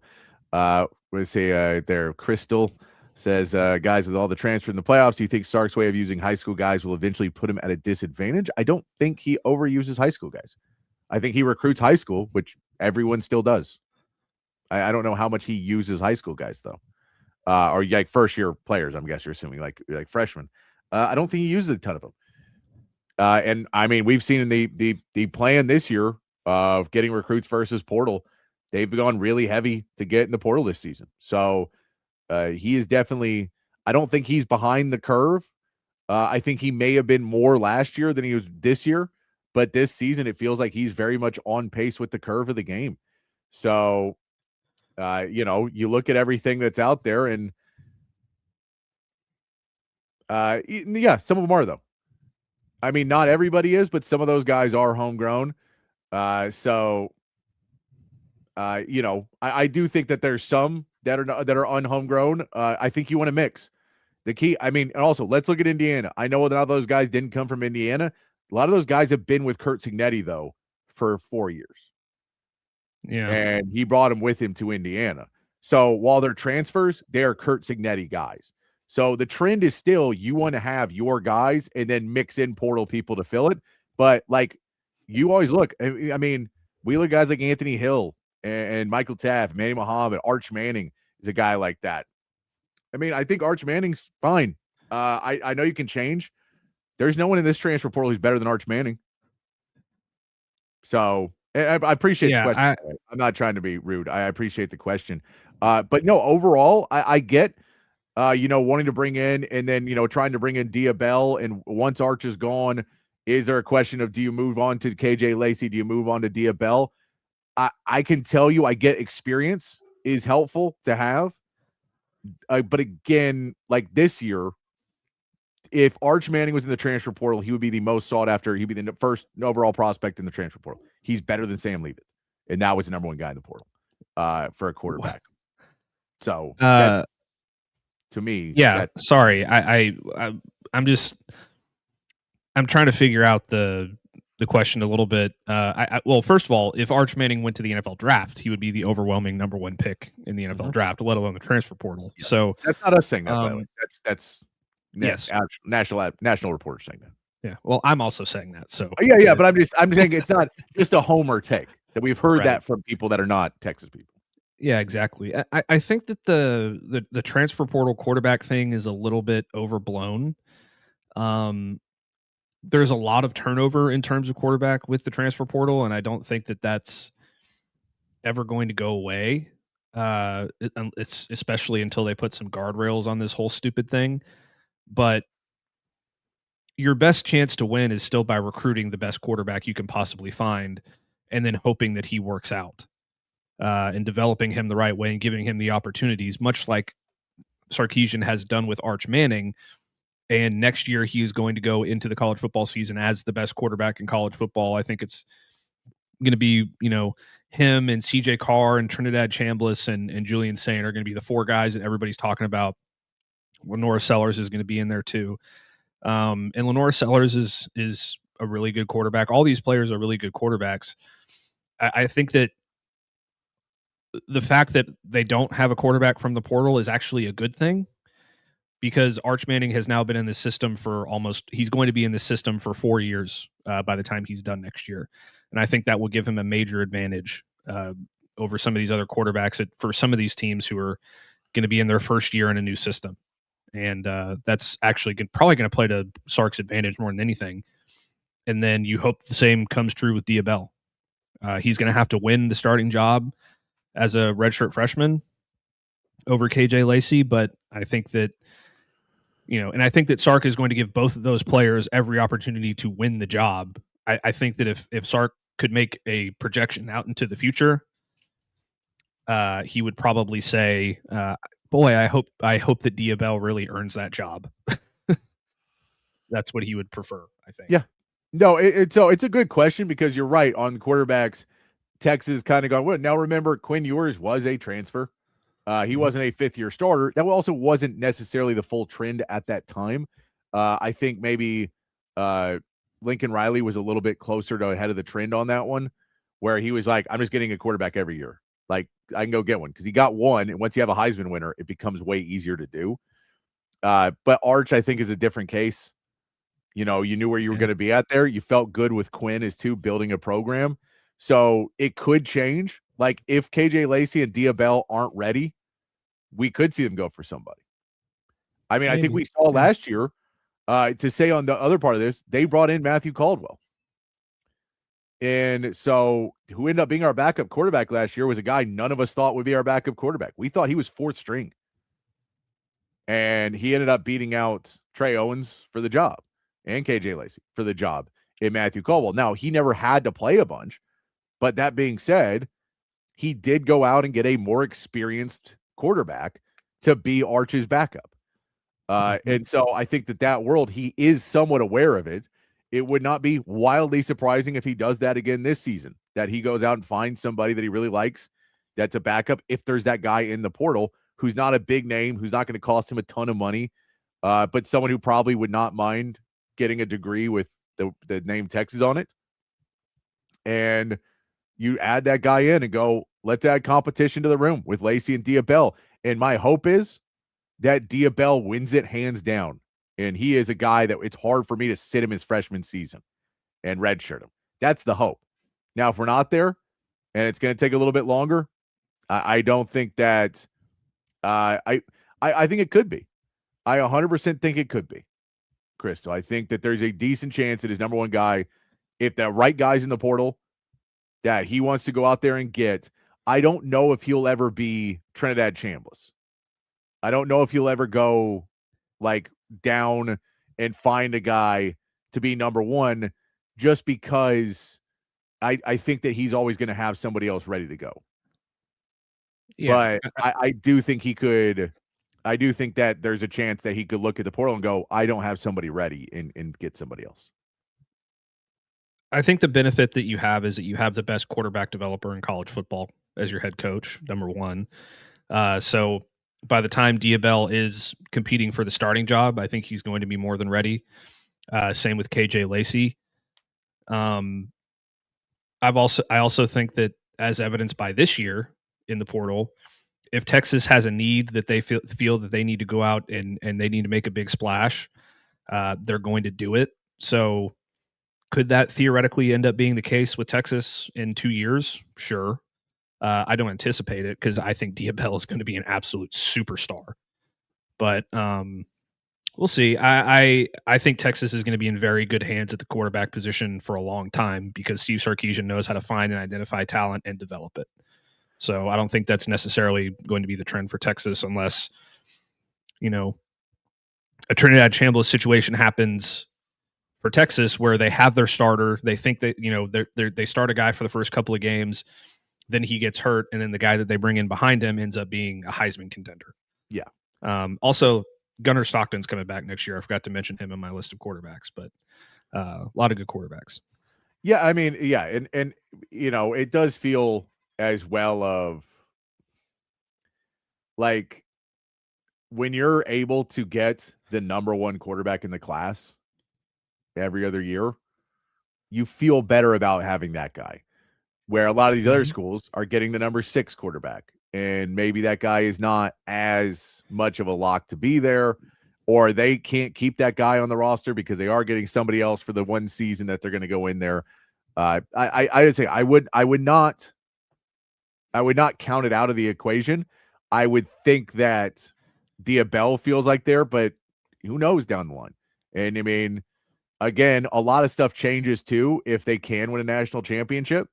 Because once you have a national championship, once Sark has one at Texas, it really changes his outlook on, do I have to win a national championship this year? Or am I building to have a better chance to win one in 2 years? Because once you've won one, I know everybody still wants to win one every single year, but I think his mindset of like, okay, I have a little bit more leniency now to develop a player that I believe can get me another national championship, then I have to go get somebody who can play right away. But yeah, Matt's another good point. I brought up Trinidad Chambliss and not even thinking of the world that he wasn't the starter. He was the backup. And then Austin Simmons just got hurt, and then he was better. So that can happen as well. I know people wanted that with Matthew Caldwell this year, and by the end, we all went, that's why he wasn't. Is because Arch Manning is really, really good, and he was just had to get through that first part of the season and started to get the reps under the belt, and he got there. Yeah. So, and CB, I do not believe we've heard if I've not heard he's gotten his injunction yet. He's going to get it more than likely just because of the favor of the judge and all of that stuff. He hasn't officially gotten it yet. It seems like he will, which is why I included him in that list. Yeah. Because that is the deal. He doesn't have to win his lawsuit. He just has to get the injunction. And then it's a civil suit, so you can stretch that out for a year. Easy. Yeah. Yep. Nice, easy stuff. Let's talk about Texas basketball here, Matt. Appreciate you. Thanks for listening, Crystal. And appreciate you tuning in on a Monday afternoon. Texas did lose to the Aggies over the weekend, 70-74. They were looking better and better. First half of this game, I think Texas did more of what they wanted to do. And he has done better. Like they played much more intense defense. Now the offense did struggle a lot more in the first half. You weren't able to just go to Modest inside. He was not playing as well. He does end up getting 12 free throws in the game. That dude gets fouled constantly. That dude is a foul magnet.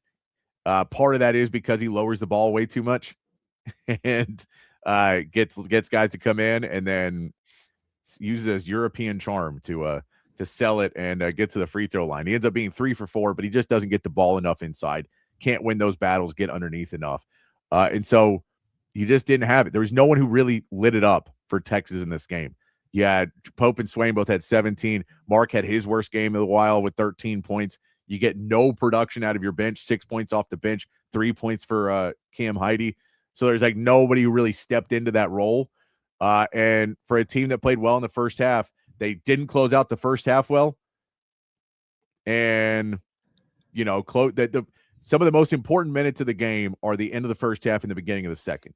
And Texas lost the game there because they got blown out at the end of the first half and they got blown out to start the second. And then Bucky McMillan just coached circles around Sean Miller in the second half. And it was unfortunate. Their offense never got going. They were tired playing defense, but the game plan for what they wanted to do, they fouled 3-point shooters. They allowed easy layups on the inside where their big men weren't where they needed to be. And just it became, and you know, after the game, Sean Miller did take blame for some of it. And then he also put it on them that they need to be more mentally tough, which I agree with, but also you have to play more than 8 guys if you want to be able to play. Like, they're going to get worn down. You're playing 8 guys, and you're playing, 5 of them 30 minutes a night. So if you're going to play your guys 25, 30, like 30 minutes a night, every single night, they're going to just be worn down mentally and physically. They are. By the way, these kids are also taking classes still. So unlike Carson Beck. Thought I'd put that one in for you. So you're like, there's other things in their life that are going on as well. And so just to get all of that focus back, I understand why Sean Miller was, said that. And I don't think he was as bad as well. And Cody and Drew can play, but they can't. The problem is there's no depth on this team because Cody and Drew can only play. There's only one position for all 4 of him, Modest, Lucina Traore, Cody, and Drew. They all have to play the 5 because none of them can shoot a jump shot. So they're all complete offensive liabilities outside of 10 feet. And the problem is once you have 2 offensive liabilities outside of 10 feet, and now Drew and Cody aren't even really great inside of 10 feet. And Traore's not really good inside of 10 feet. So you just have too many guys that can't play offense that are all kind of the same guy. And you just didn't build a advanced roster. Once again, why I keep saying I like Chris Ogden. I'm not trying to talk bad about the guy, but the general manager is in over his head. The roster construction last 2 years has been bad. And I know everybody blamed it on Rodney Terry, but guess what? It's the same roster this year with Dalen Swain and Modest Boyatitis. They added a couple players. Simeon Wilcher has not fared well at all going into the SEC play.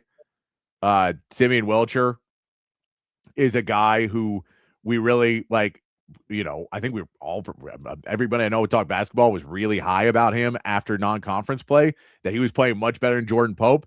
And since then, I think part of it is the lack of minutes and consistency, that he's not being out there enough. And Pope had some good games, and it kind of put him further down on the bench. But he has just not been able to get it going. He was 0 for 6 in the game. Just didn't really ever get it going. Just nothing in it really seemed to get going. And unfortunately, Bucky McMillan and Sean Miller play a similar style of basketball. And Bucky McMillan had his team way more ready. He had more players, plays 10 guys. He can go, and I don't know what they were expecting to happen with this roster. And then we see it happen. So again, this is not hugely surprising. This is one of those games that was somewhat of a toss-up because I know that Texas has been playing better, but A&M's played well all the conference. Like they've lost one conference game and it was in overtime. So I think they definitely should have gone they definitely need a point guard. We all know they did. The problem was they got Simeon Wilcher, and I think Haggerty was a $4 million player. So they weren't going to ever pay for him because, again, Texas is not a basketball school. It will never be a basketball school until we start paying more money. It just won't be.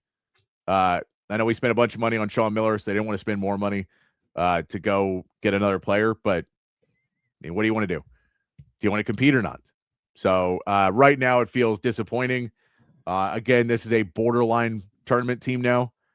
How they finish out the season, some good matchups, some bads. They play Kentucky this week. If they can beat Kentucky, they'll be all right. If they beat Georgia on Saturday, another ranked win, that really, really helps them out.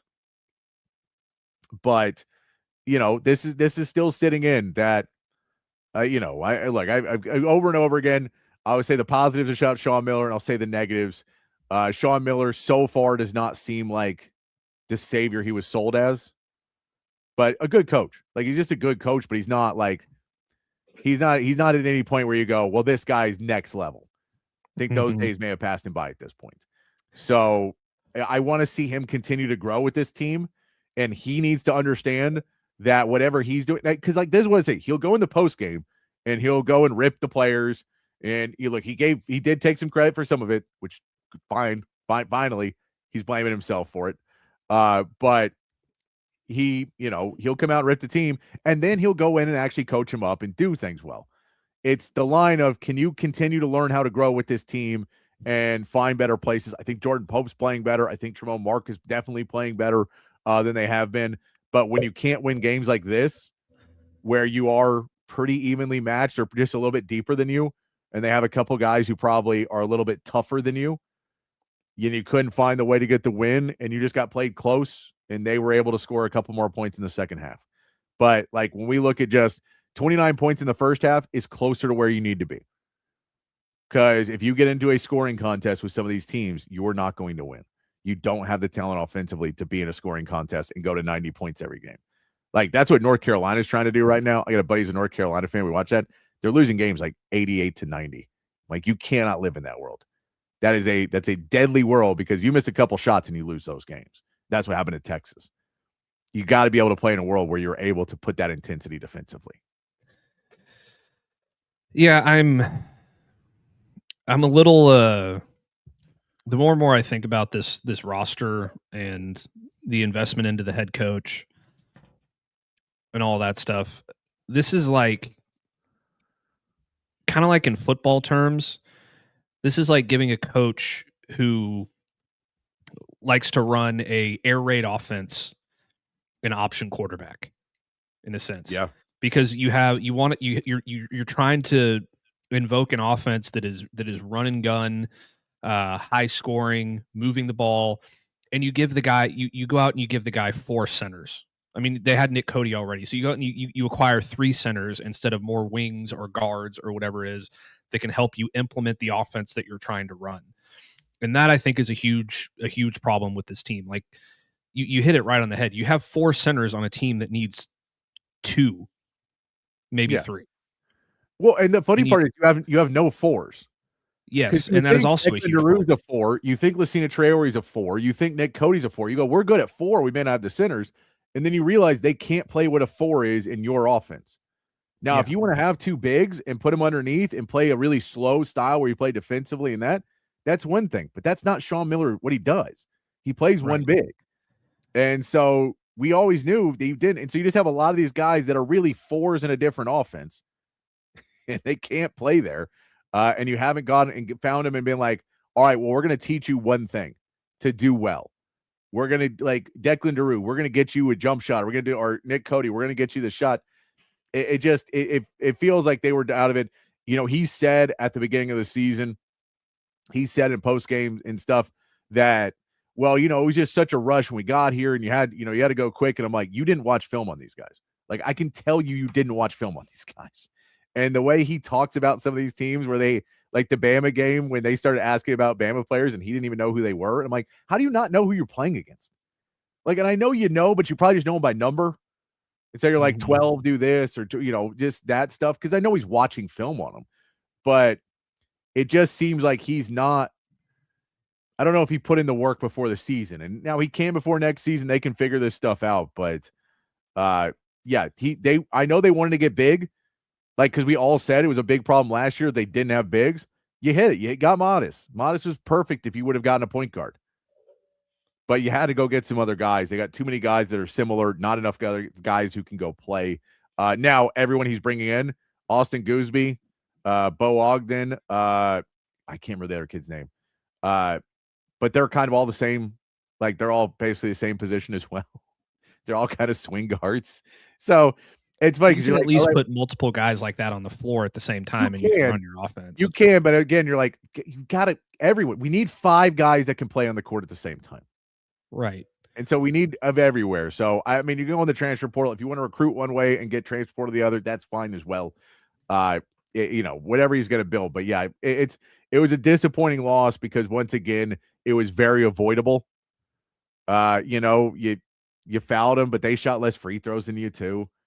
So no one was really in foul trouble for Texas. It's not like it was your old maladies so much as it was you just don't have the players to go compete in someone else's. And, you game planned it well in the first half, and then Bucky changed up what he did in the second half, and you didn't have an answer for it. Because once again, you haven't really taught your players how to play. You've taught your players how to follow a game plan. And when that game plan is null and void, they kind of got left out to dry there early in that second half because Bucky just changed up what he was doing, and Texas didn't have an answer for it. They figured it out, got back in the game, and then Texas A&M was able to win it down the stretch. Just disappointing. You also got crushed at the 4 position on both ends of the floor. Oh, yeah. Which was huge. Like, Cam Heide was an absolute non-factor, and Rashawn A.G., like we said, I think it was on Friday, was a massive piece in this game for Texas A&M. 17 points, 11 rebounds, and on the other side, Cam Heide has 3 points and is 1 of 4 from 3 or whatever. It was a complete mismatch in that position, and that is again another position that they made absolutely no effort to find the right guy to fit what Sean Miller wants to do in that spot. No, and yeah, Crystal says when Ryan Conwell didn't come, it felt like, well, Ryan Conwell's going to be our point guard. He didn't come. Oh, well, I guess we'll stick with Jordan Pope. And I'm like, there was no, we talk about Texas football. And we're like, there's a plan A, a plan B, a plan C, a plan D. It's like, if we get this guy, we can add this guy, and we can go over here. And we have this guy we've been talking to, and we got this. And it felt like they were like, well, Conwell's not coming. All right. Like, wait, that was it? That was the plan? And outside of that, we're just screw it. Let's roll it, run it back. So I get Jordan Pope's playing better now. You should have got a point guard, though, because Jordan Pope's not a point guard. He's a 2 guard. He's just an undersized 2. So, it's not necessarily helping you. And yeah, help defense has been killing them all season. Teams know that because the help defense for the Longhorns is, you got to keep helping. You got to keep, people have to be around it, but it's literally whenever you help off somebody, then the ball just goes to the open guy. In good defenses, there's extra steps to that. So it's all game plan. They're trying it, but it's not been working well. We'll see what they do on Wednesday against Kentucky, a team where we know that Calipari is every single game being worse than Sean Miller is in his post games. That's hard to do. This guy's he's paying alimony. He's paying child support out there. He's good Lord, dude. Calm down. You cheated for years. It's okay that you're losing now. I'm sorry. I think he's just mad because they're paying him actual money for football now at Kentucky. He doesn't know what happened. He says, Well, he's that's not there. what That's I was Mark going to say. actually. Sorry, he's at Arkansas. Sorry, Mark Pope is there. You're right. But that's what I was going to say about Texas basketball. Unless they want to take the same approach Kentucky did to football in this transfer portal period, yes, they're never truly going to compete in basketball. So they have to make that decision. No, you're right. And, Yeah, it's Mark Pope at Kentucky who's killed us at BYU. But that was Rodney Terry years and Chris Beard years, not the Sean Miller years. So we'll see how those two teams match up on Wednesday. Dive more into that one as we go. But yes, you're right. Sorry. I just get mad because all I see in my feed is like once a week I get Calipari stuff of him just being like, you just put me in charge and I'd be able to fix everything. And he'd be like, you would just be like, we're not paying the players, and then you would pay them under the table again. This is not how to fix anything, Calipari.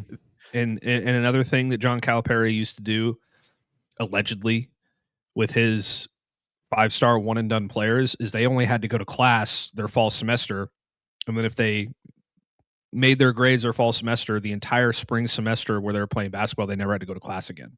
They could just fail. And the calendar was set up so that it wouldn't affect their academic standing in terms of with the NCAA. So he cheated in multiple ways. Yeah, no, we get it. We know he's a cheater. Matt, let's talk. Allegedly. We know he's allegedly a cheater. Matt, we did see NFL football over the weekend, the divisional round. Started off with a banger of the Bills and the Broncos. Hell of a game. It goes to overtime.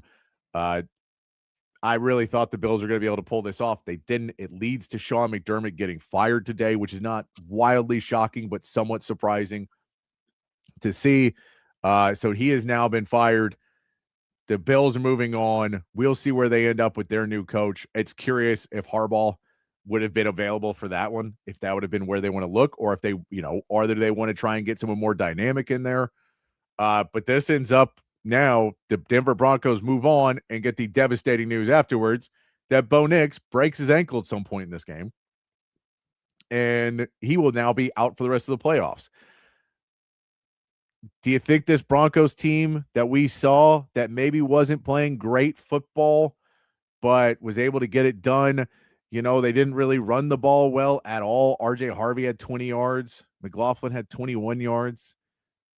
Now they got to go in and get it done 33-30.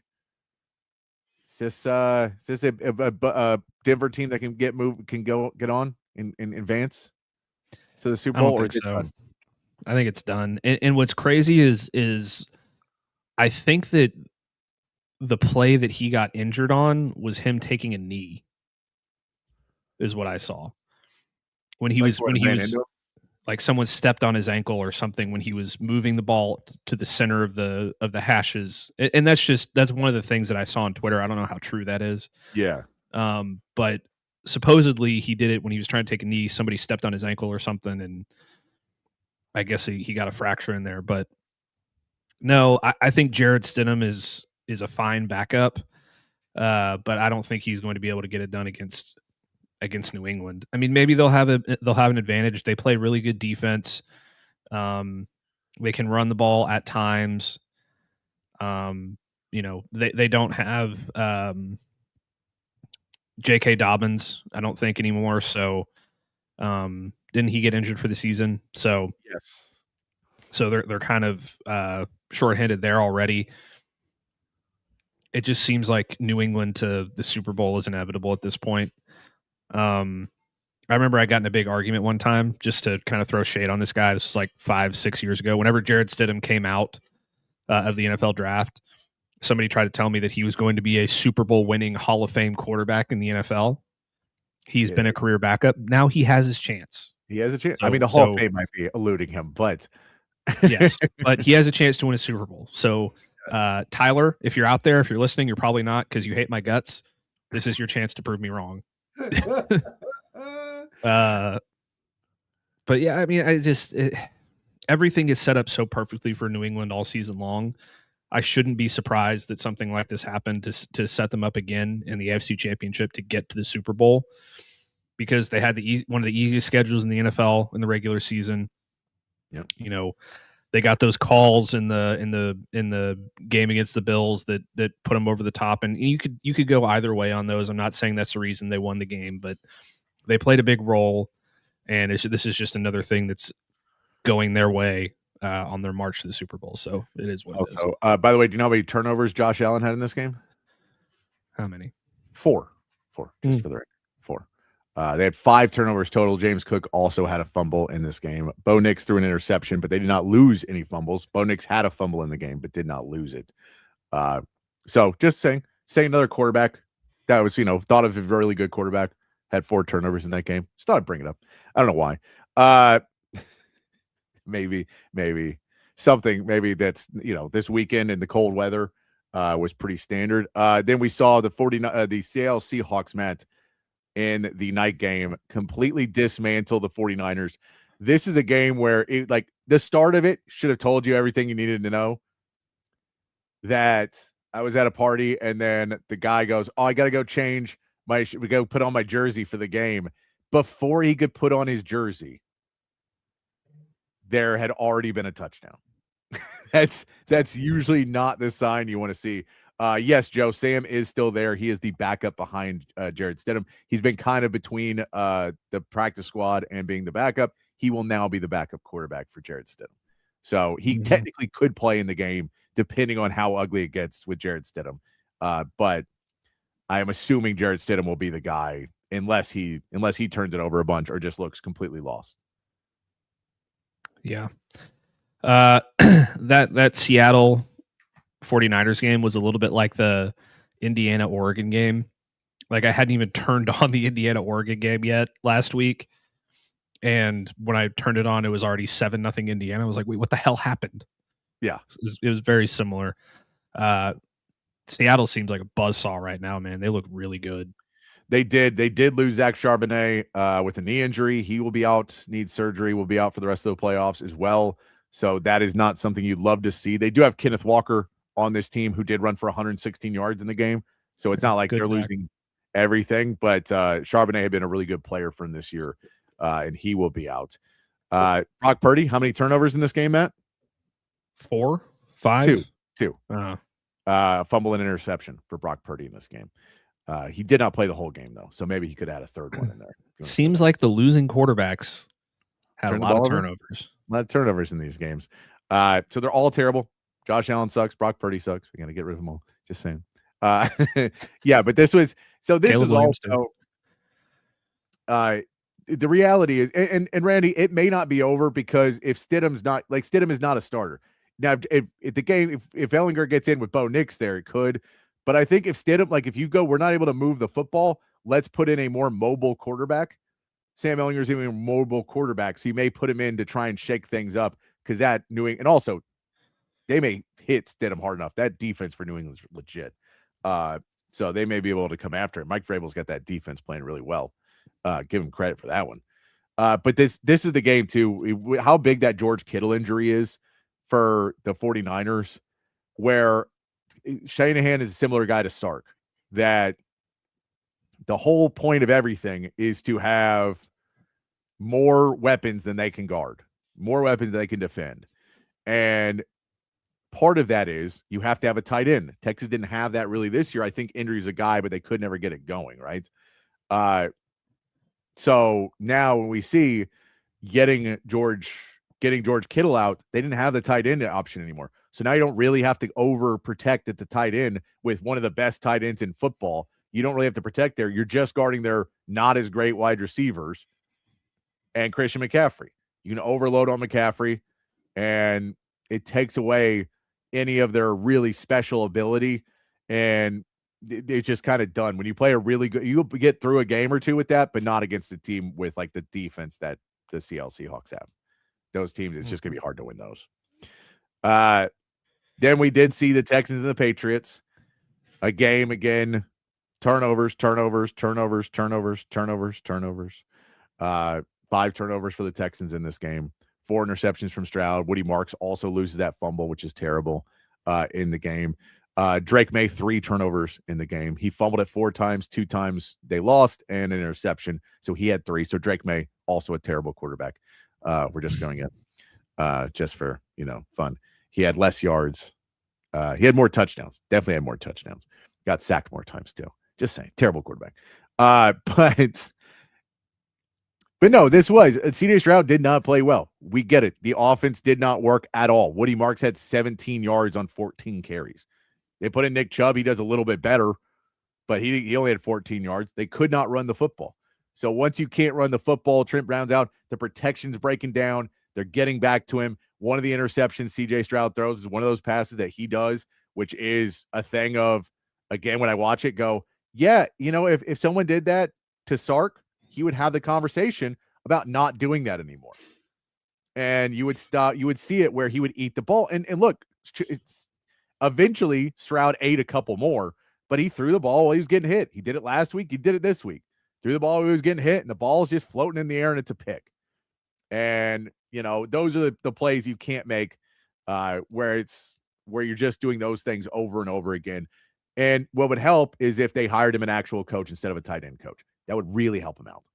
If they got him somebody who, instead of making Dalton Schultz better, made C.J. Stroud better. But no, because, they never had a guy like that in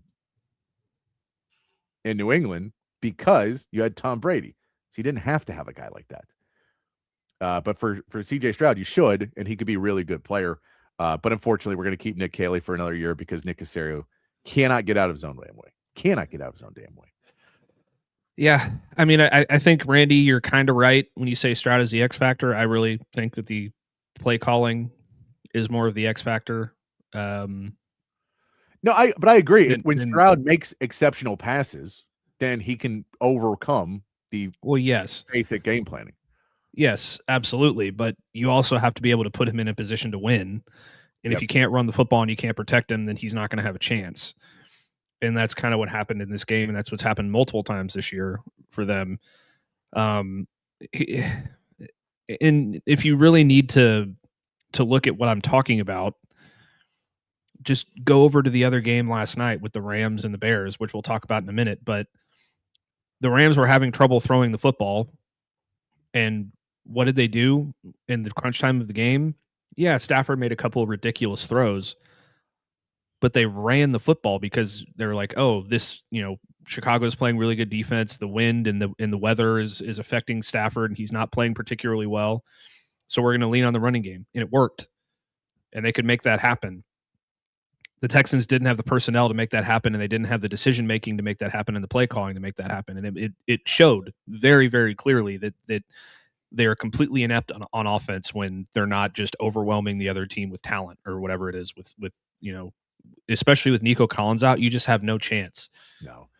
And because we saw last week, Nico Collins wasn't even the big guy. It was Christian Kirk, but Christian Kirk was having secondary people cover him. Now he's having top guys covering him. He ends up with 2 catches for 20 yards on 6 targets. Xavier Hutchinson, 4 catches, 44 yards. Guess how many targets for Xavier Hutchinson for 4 catches? 4. I don't know. 13. Well, yeah, there you go.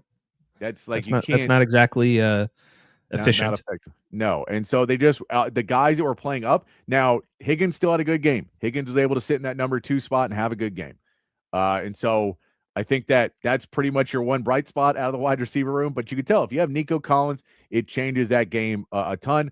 And we'll also say whether it be cold weather or not, I do appreciate that there is something to the fact that C.J. Stroud played much worse after coming back from injury.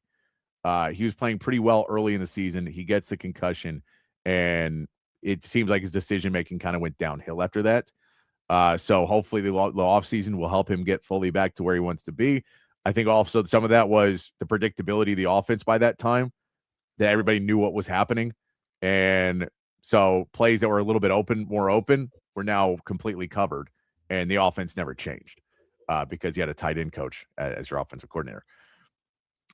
So all that being said, it was just not a fun game to watch for the Texans. Never really could get it going. I mean, you only allowed 7 points in the second half. You felt like that's, everything was there for you to come back in that game. And then they just, like that touchdown in the fourth, it was done. You were in it the whole time. Even as bad as you were playing, you were in that game. And so ridiculous game there. Terrible to see. And they really need to fire Nick Caley. But then we get the night game, another overtime game. So you open with an overtime, you close with an overtime.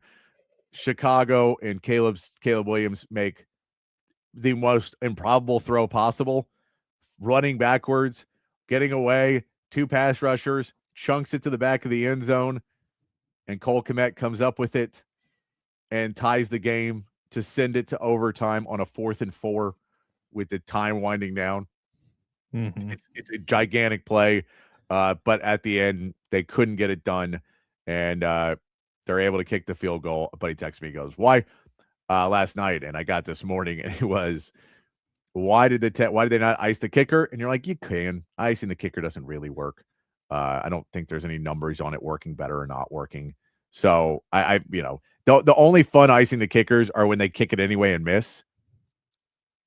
And you would ice them. Those ones are always hilarious. But it's I don't know what they could have done. Matt Stafford, how many turnovers did Matt Stafford have? 0, didn't he? 0. Yes, 0 turnovers there. 0 turnovers. Oh, that was a trick question. I was like, wait, did he have one?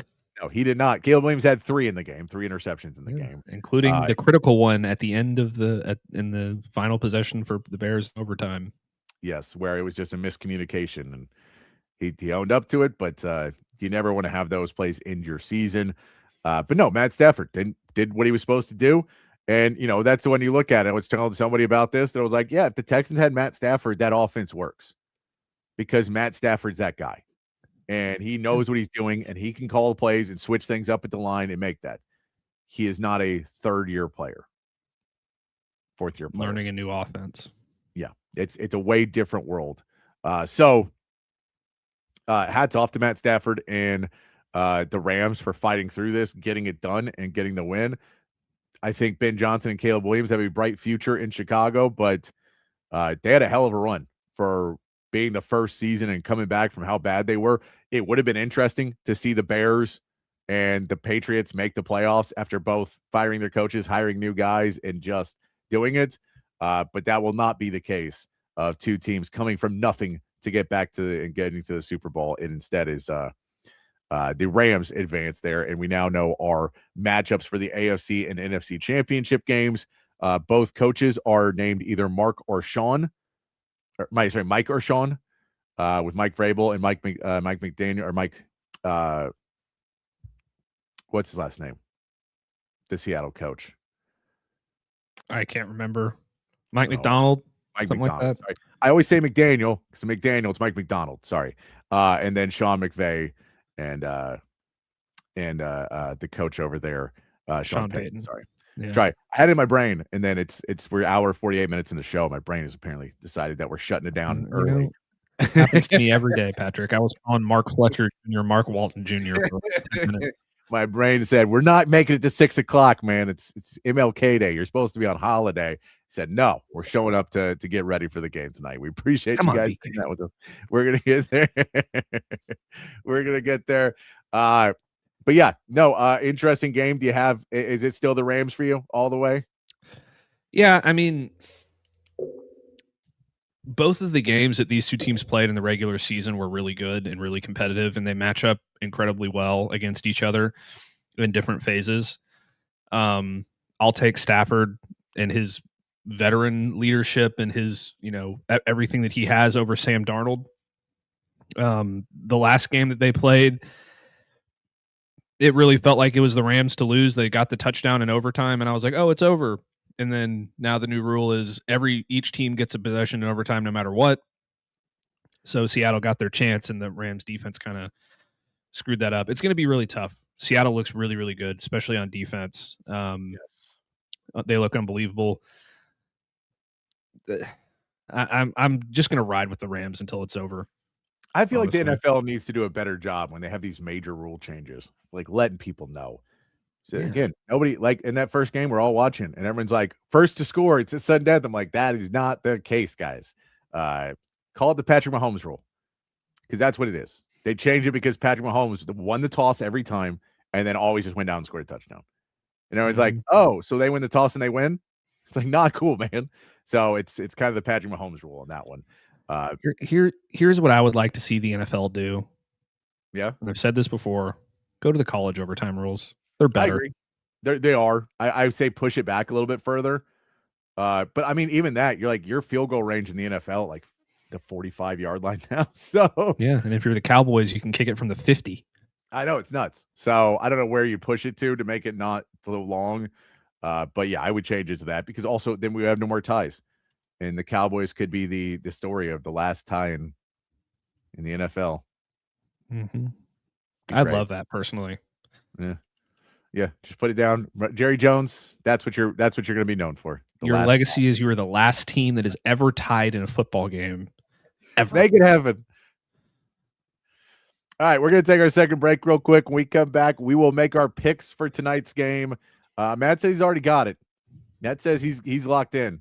He knows he hates both teams, so I'm curious to see where he's going with a hatred of both teams in this game, where he's going to go. We'll figure that out when we come back. Throw in your predictions for the score tonight as well in the chat, and we'll mention those as well before we get out of here on a Monday edition of Open Gym here on Texas Sports Unfiltered. Hi, I'm Hayden Covert. Welcome to Covert Buick GMC of Bee Cave, your home in the Hill Country for new and pre-owned Buick and GMC vehicles. With beautiful inventory arriving daily, including the GMC Yukon, Sierra 1500, and Buick Enclave, you'll be certain to find the perfect vehicle at an incredible deal. Our service department is also open for all your vehicle maintenance needs. Visit us today for a test drive. Covert, born and raised in Austin. We are professional grade. Altstadt Beer, the best beer that you can find all throughout the great state of Texas. Y'all know I've been a fan of Altstadt for years now, and if you try it, I think you will be too. If you've already tried it, you know exactly what I am talking about. Altstadt is brewed locally in Fredericksburg, but available all over the state of Texas. So if you're tuned in Austin, San Antonio, Dallas, Houston, it does not matter. You can find Altstadt at a local grocery store or liquor store. They've got a bunch of different brews, something for every beer drinker out there. The Lager, the Kolsch, those are their two flagship beers, both award winners. They are fantastic. The Altstadt Light sacrifices on calories but does not sacrifice on the taste. They've got great pills, tons of great seasonals as well. I'm telling you, one sip and you won't go back to the other beers you've been drinking in the past. It is the official beer of BK. It should be the official beer of you as well. It's Altstadt Beer. No impurities, no regrets. Hey y'all, I'm Camille McKay. And I'm Tom McKay, owner of Audiovisual Consultations. The old man and I are here to give you your summer weather forecast. It's hot. That's right, kid. Which means it's time for pool parties, grilling burgers, and taking a beach vacation, right? Well, I don't know about a vacation, but Audiovisual brings more heat than any tropical destination. It was worth a shot. I'll settle for some outdoor speakers. You know, Audiovisual can do a lot more than that. We provide outdoor video screens, audio systems, landscape lighting, even solar shades for your patio to keep the Texas heat at bay. Well, I'm sold. Let's wrap this up. I'm ready to lounge on a floaty and listen to some smooth jazz. Well, that sounds wonderful, but some smooth reggae is the way to go this summer. Good thing we can listen to both with the Sonos sound system. I call dibs on the floaty, though. Peace out. Kid, wait a second. Give us a call at 512-255-8678 or visit us at avconsultations.com. That's 512-255-8678. Welcome back in here to Open Gym on Texas Sports Unfiltered. Wrapping it up here on a Monday afternoon. Happy MLK Day to everybody. Happy National Championship Day, if that is something that you're excited about. It's coming up here just probably closer to 45 minutes to an hour than actually the 6:30 start time that it says it is. I'm going to try and get a walk in with my dog right after the show so I can get that done and then be on the road and then walk, and I'll probably still get back and get the beginning of the game, but I'll have it on the little radio, seeing if I miss the beginning, I'll hear the beginning of it. I can also just put it on pause. You ever do that? Just put it on pause and then catch up in the commercial breaks. Might just do that too. I usually use my commercial breaks to relax. I don't really care about fast forwarding through those anymore because they've just become such a staple. I'm just used to them by now. Well, yeah, but sometimes I'll start a game if I'm doing something else, I'll start a game late, like 20 minutes late, and I'll just have it paused on the beginning and then start that, and then you just catch back up, and you're like, all right, well now the first quarter goes pretty quick because I'm just catching back up on it. But yeah. All right, Matt. 5 minutes left in the show. It's pick time. Miami versus Indiana. Indiana favored by 7.5. What do you got for us? Well, I'm losing right now, so I've got to make some moves here, don't I? Yeah. Some of the biggest upsets in college football national title game history. 2019, Clemson beating Alabama. Ohio State beating Oregon in 2015. Florida beating Ohio State 2008. Texas beating USC 2006. Ohio State beating Miami 2003. Oklahoma beating Florida State in 2001. What did all of those games have in common, Patrick? Everybody said the winning team had absolutely no chance to win that football game. 2025 is going to be another one. Give me the Miami Hurricanes to shock the world. Not only will they cover, they will win the football game. I love it. End all of this talk about Indiana being better than 2019 LSU. I love it, Matt. I love it. I love the good attitude. If y'all have got any predictions, throw them down there in the chat. I am rooting for Miami tonight, Matt. I'm rooting for them. I want Miami to win. I want to see how crazy Michael Irvin will go if Miami wins this game. Like, there's a decent chance Michael Irvin will get butt naked and run around the field tonight if they win this game. Like 50-50. Pretty good chance we could see Michael Irvin getting thrown in jail for them winning this game. How much he would celebrate it. He is out of his mind. And I love watching it. It's great. But all that being said, Indiana's going to win by like 25. It's going to be boring because I can't have nice things. So I love it. I want it to be a good game at least. At least better be a good game. But it's probably going to be something like 35-14, something like that. Maybe 42-14, something like that. Just not Everybody thought that when Texas headed to Pasadena to take on USC. They'd won like 30-something straight games. The whole panel picked USC to win comfortably. Yeah. And you know who didn't? Lee Corso. The one guy that picked Texas. And I'm going to be the Lee Corso of this panel, Patrick. I am going to pick Miami to upset and shock the world. You heard They're it going first. to win 20-17. You heard it first. Matt believes that Carson Beck is the second coming of Vince Young. That's what Matt just said. Way to twist my words. I didn't say it. Matt said it. Matt said that he thought the same player, the same skill. Malachi Toney is the second coming of Vince Young. He just plays wide receiver. Oh man, good stuff there. Shout out to Victor Wembanyama. Matt, getting the All-Star nod, is an All-Star starter this season. Coming back to be an All-Star starter that was announced, I believe, earlier today.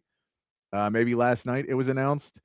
But the starting lineup for the West will be Steph Curry, Luka Doncic, SGA, Jokic, and Victor Wembanyama. Do you notice a name missing off of that list? What was it again? Steph Curry, Luka Doncic, SGA, Jokic, and Victor Wembanyama are your five. Oh my starters. God. No LeBron? This is the first time in 21 seasons that LeBron James is not an all-star starter. Wow. That's something. That is nuts. He wasn't even close. Like, he wasn't really even close in voting because everyone's like, you're not even playing, really? You're not doing anything. You shouldn't be an all-star starter. We see that. Over on the East, some first-time starters as well.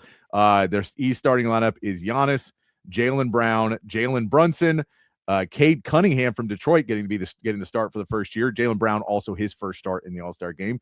And first-time start for Tyrese Maxey from Philadelphia. So a lot of starters for the first time over there on the Eastern Conference as well, with all the injuries and everything. No Tatum, no Tyrese Halliburton. A lot of guys who've been there before, all injured, so they will not be there. All right. Why don't we take off here, Matt? But before we get out of here, hope everybody has a good rest of your if you were off today, if you had to work, I hope you have a good rest of your day. Hope you enjoy watching the national championship game tonight. I hope it will be a good one. Hopefully Matt is correct. Hopefully Matt catches back up to me in the rankings tomorrow, because if it's within 7.5 points, within 7 points, Matt is correct, and we'll get it whether Miami wins or not. we'll be in there. I'm hoping for a good game. So we'll give you up so you can go watch that one. We'll be back tomorrow to break it down for you. But until then, be safe, be kind, keep your underwear clean. We'll see you right back here tomorrow for more from Open Gym.